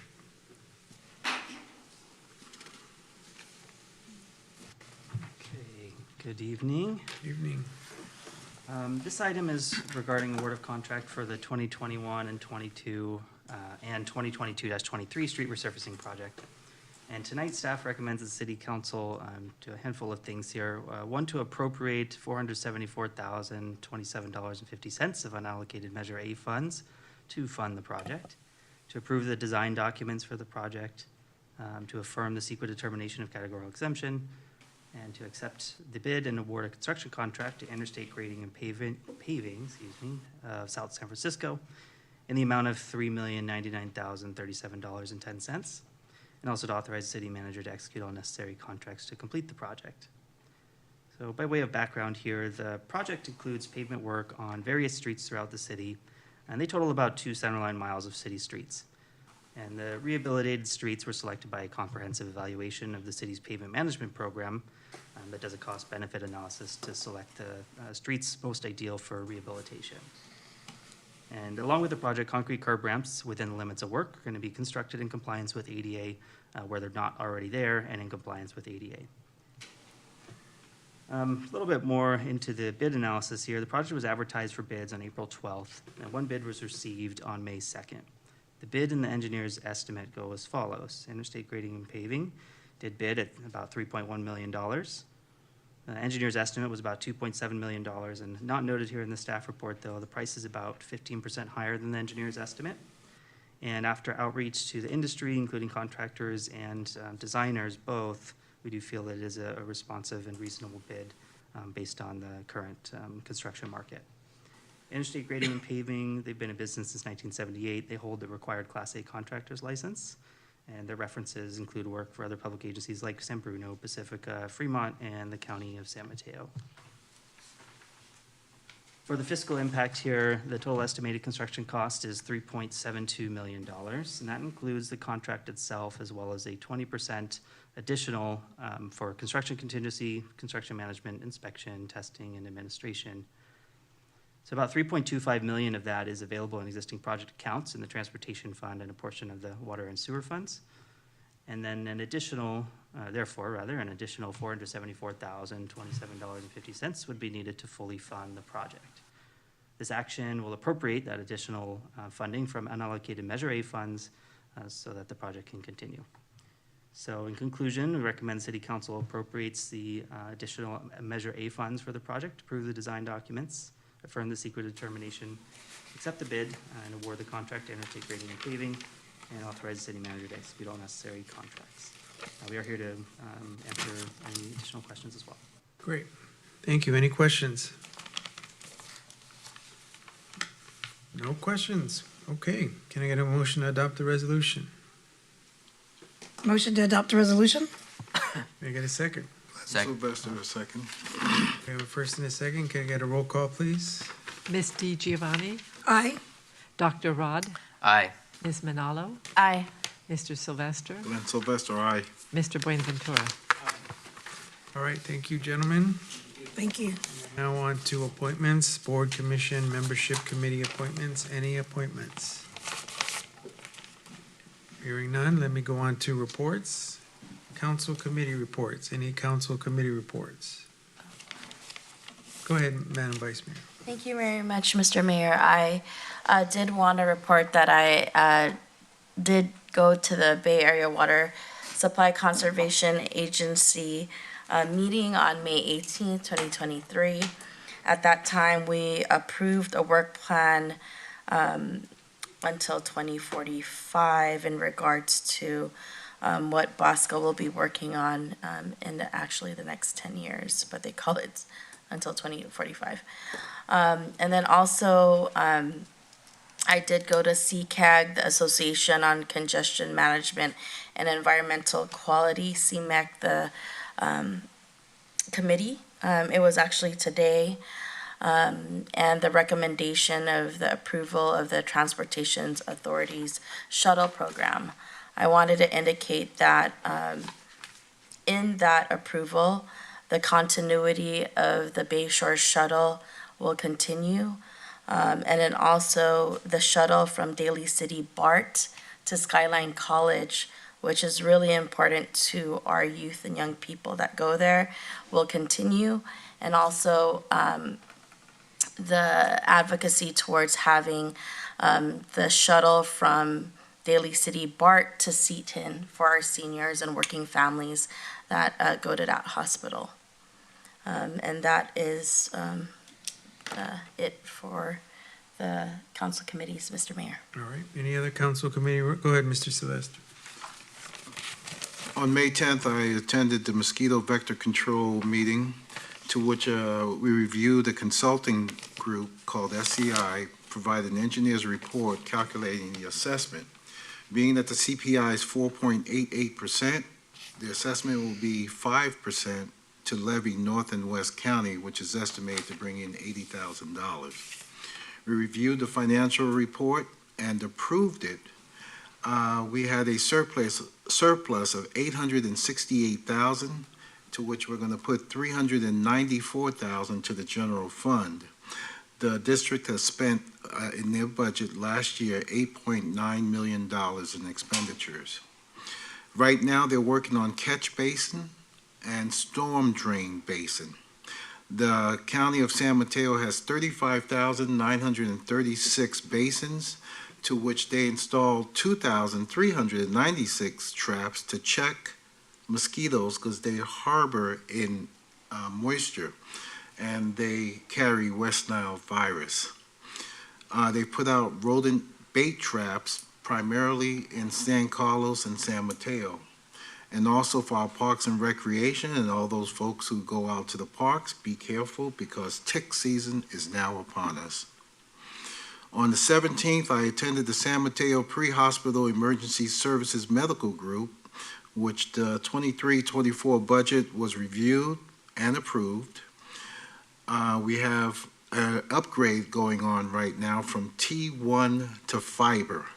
And of course, you know, there's dark fiber in the ground, and fiber has more bandwidth and is going to really help our of and first responders.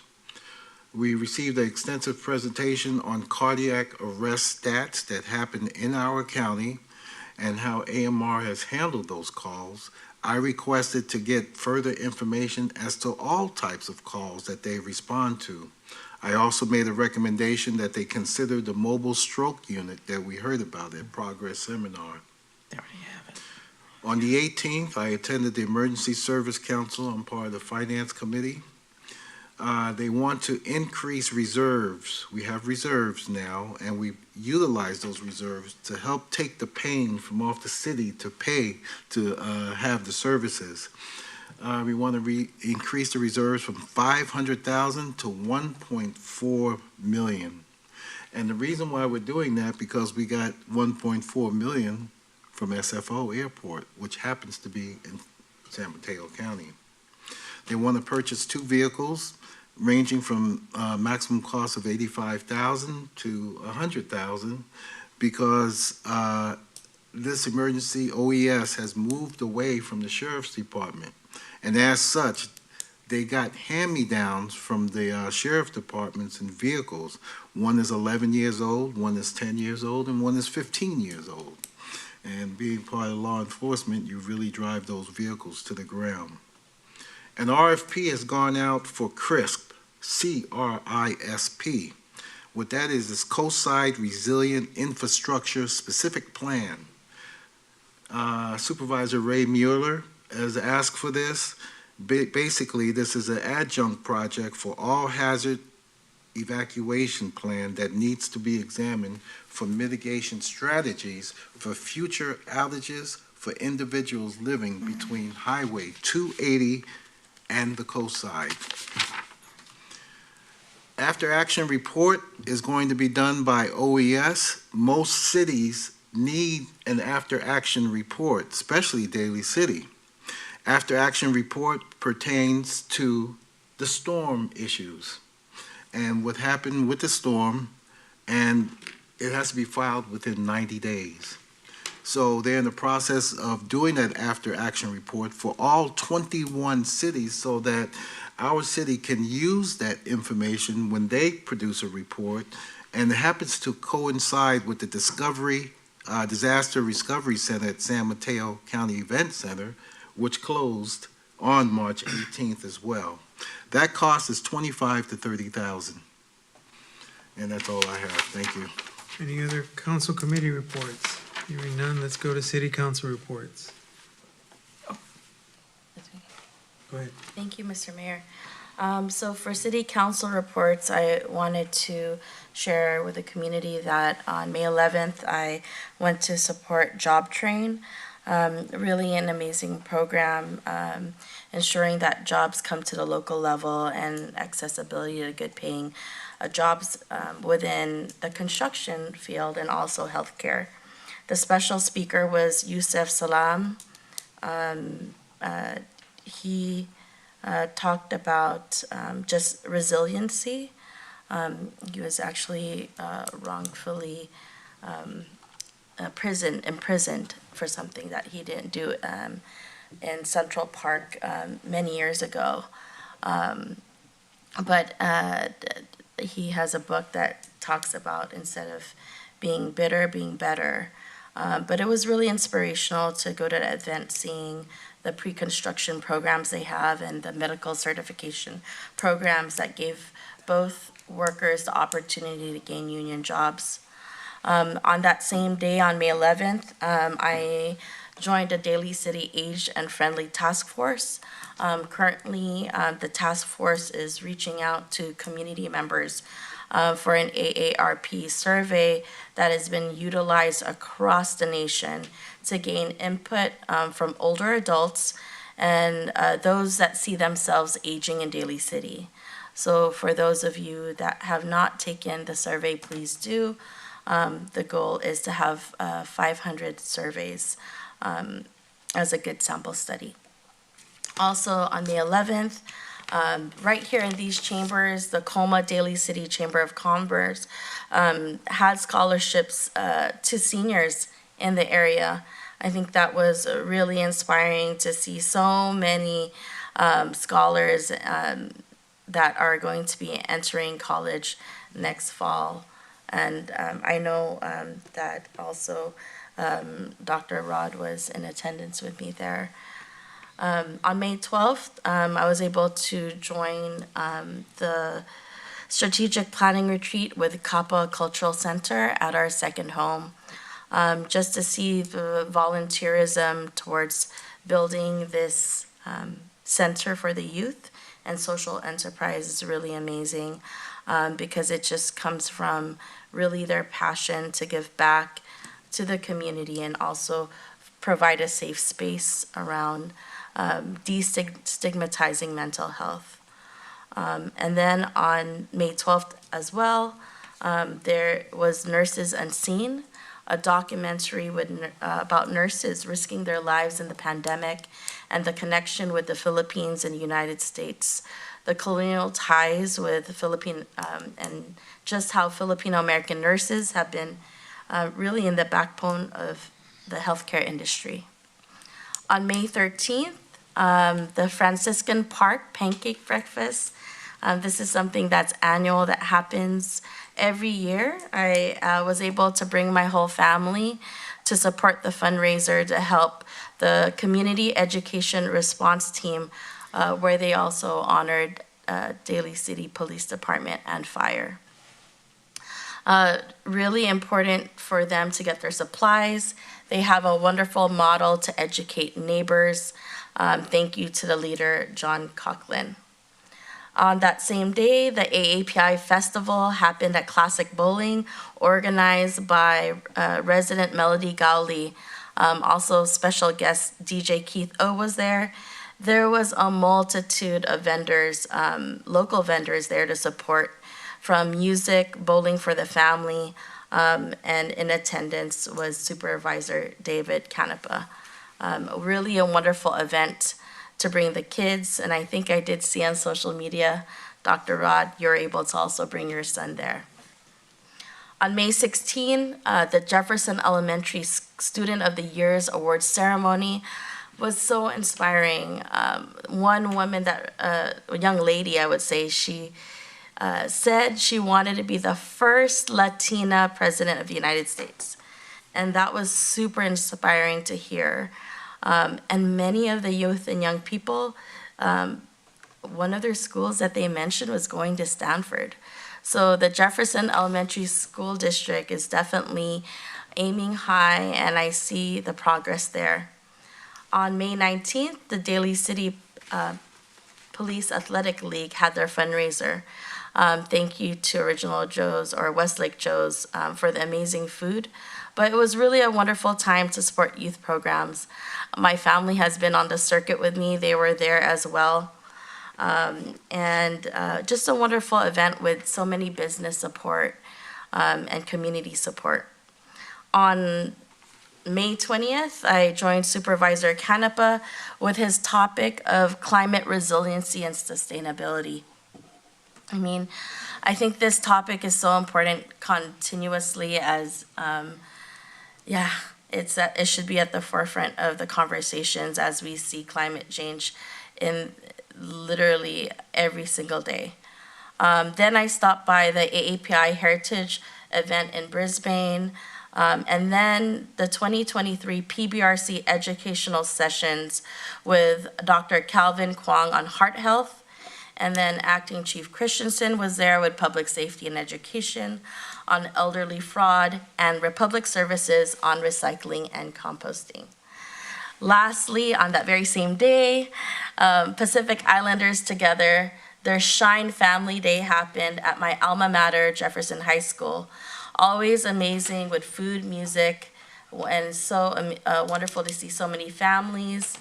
And I know the event was supported by DCPAL and the local fire union. So thank you for your support. I think that is it. Thank you, Mr. Mayor. All right, thank you, Madam Vice Mayor. Any other city council reports? I'll just make mine short, given the length of time, it's 11:15 before it turns midnight. I just want to say that also Council Member Sylvester, along with myself, we also attended the Franciscan Pancake Annual Breakfast as well. sitting down with the residents, listening to their issues, and not just the CERT, but what they're going through in the mobile home park, having community meetings with them on an ongoing basis. And then at the Jefferson Elementary School District Student of the Year was our Vice Mayor of Colma as well, the new superintendent upcoming. And when she was talking about careers, some of the students also said they would like to be an astronaut, pediatricians, and it was just the whole gamut of like little small children knowing what they want to do is so inspirational in our public schools, and they need the funding. So I think that we really need to focus on also fighting at the state for them and making sure public schools get public funding. I think that's really important, and that we stay together and make sure we fight for that. And then also with our acting chief, as he's standing there today, we did have the Police Athletic League with our POA, and as well as the chief, our prior chief, Chief Hensley, his wife, and a lot of people brought their families, officers, off duty. They usually have a prior golf tournament and then they have the food. This year they did a separate. So in September, people have an opportunity to support the Athletic League again and sign up for the tournament for the police, and that they do come and support our local public schools with any of their football needs, or even IBEW comes out and puts new lighting sometimes or whatever. So along with our police, they really participate in our community. Daly City really does a great job of that. And then when we go to the Shine event, as always, all the little children all the way up with our first Samoan planning commissioner, she was there. Her church had a vendor booth and made sure that all the money goes to all the children, to make sure that all these schools, the Bayshore School, which is a public school, that is also funded as well. We can never leave them out. They're only one school in a small district, but they are a public school that needs supporting. And of course, it's always our Daly City PD, and all our firefighters always come and support, and with the music and everything. And Councilmember Sylvester attended some of these events with me as well. So thank you very much. Any other city council reports? Yes, I have. Oh, go ahead. As Councilmember DiGiovanni stated, the Pancake Breakfast at Franciscan, which happens on an annual basis, this was an event not to be missed, because as part of the community, they depend on you, and basically depend on you to hear their stories. Promises cannot be made, but I've learned a lot as to some of the issues that they're experiencing over there. I'd like to give kudos to, was it Captain Mussman before he left? Oh, yeah. Was it Lieutenant Mussman? Captain. And I was surprised because I didn't know he had retired, but it's doing him well. He was, I think he's in charge of the Daly City Police Athletic League, and it was an outstanding event. It was great. I mean, not only did I get to see friends, and especially spouses of friends who I used to work with many years ago. She noticed me, but I didn't notice her, but it was nice. And to see some of our businesses out there, especially Mr. Duggan and Sarah Monty Ford, showing their support for PAL. And contrary to what folks think, I think a strong message ought to be sent that a career in law enforcement is an honorable position and a noble calling. So I met some of the cadets, I think all staff, to include the VPOA and Daly City Police Department handling it. I mean, it was a great event. And on top of that, I won quite a few prizes there. So I think it was a great event. Your wife did too. Yeah. So I guess this is the same time for on the council reports, because I don't see a section here for the good of the order. I just wanted to make mention that we had, and we cannot take action on it, but I'm requesting that the item is agendized, 2 items for the future. that we consider it. First is the first thing about parking in Marchbank Park that the speaker spoke about. Obviously, there's some construction going on, whether we need to modify it, but I think it should be agendized for a follow-up and revisit this matter. And the second is, thanks to the folks in the audience, I've gone through the paperwork regarding the housing element, and Foster City, Menlo Park, and Redwood City. This is not difficult to do, and I think we need to put this on the agenda so that we also include, and as the gentleman, Mr. Shields, said, that it's really not necessary or mandated, but it's to put a little bit something so that we consider the language of hiring locally and for all developers with their projects to at least see that in there, because if they don't see it, they won't act on it. So I suggest that we set this up and agendize it for a future meeting so that we can have further discussion, because if the other cities can do it, I'm sure we can as well. Thank you. Those are my comments. Dr. Rod?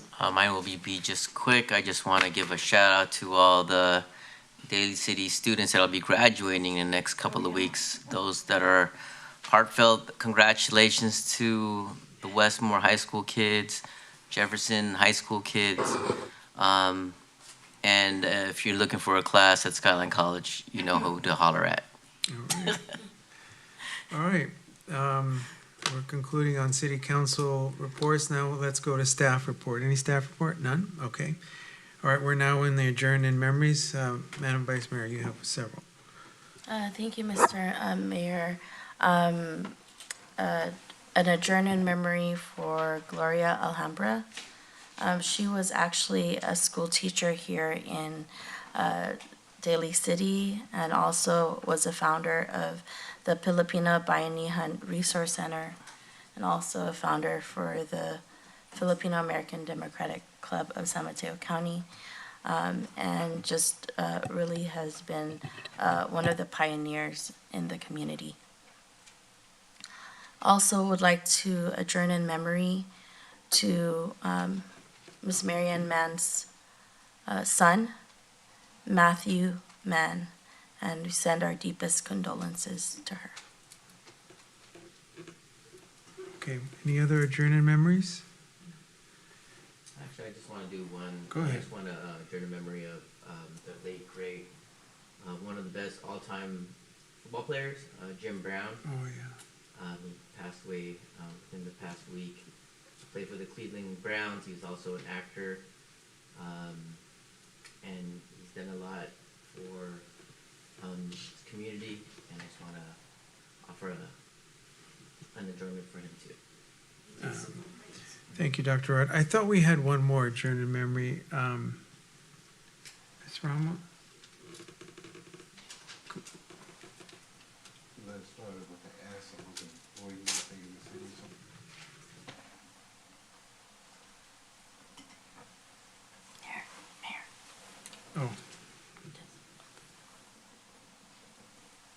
Oh, here it is. Let's also adjourn in memory of Ferdinand de Daong Sr., the grandfather of Jonathan Salvador, who was an employee for the city of Daly City.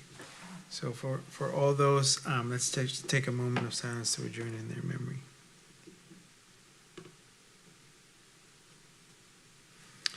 All right, this meeting's adjourned. Thank you very much, everybody.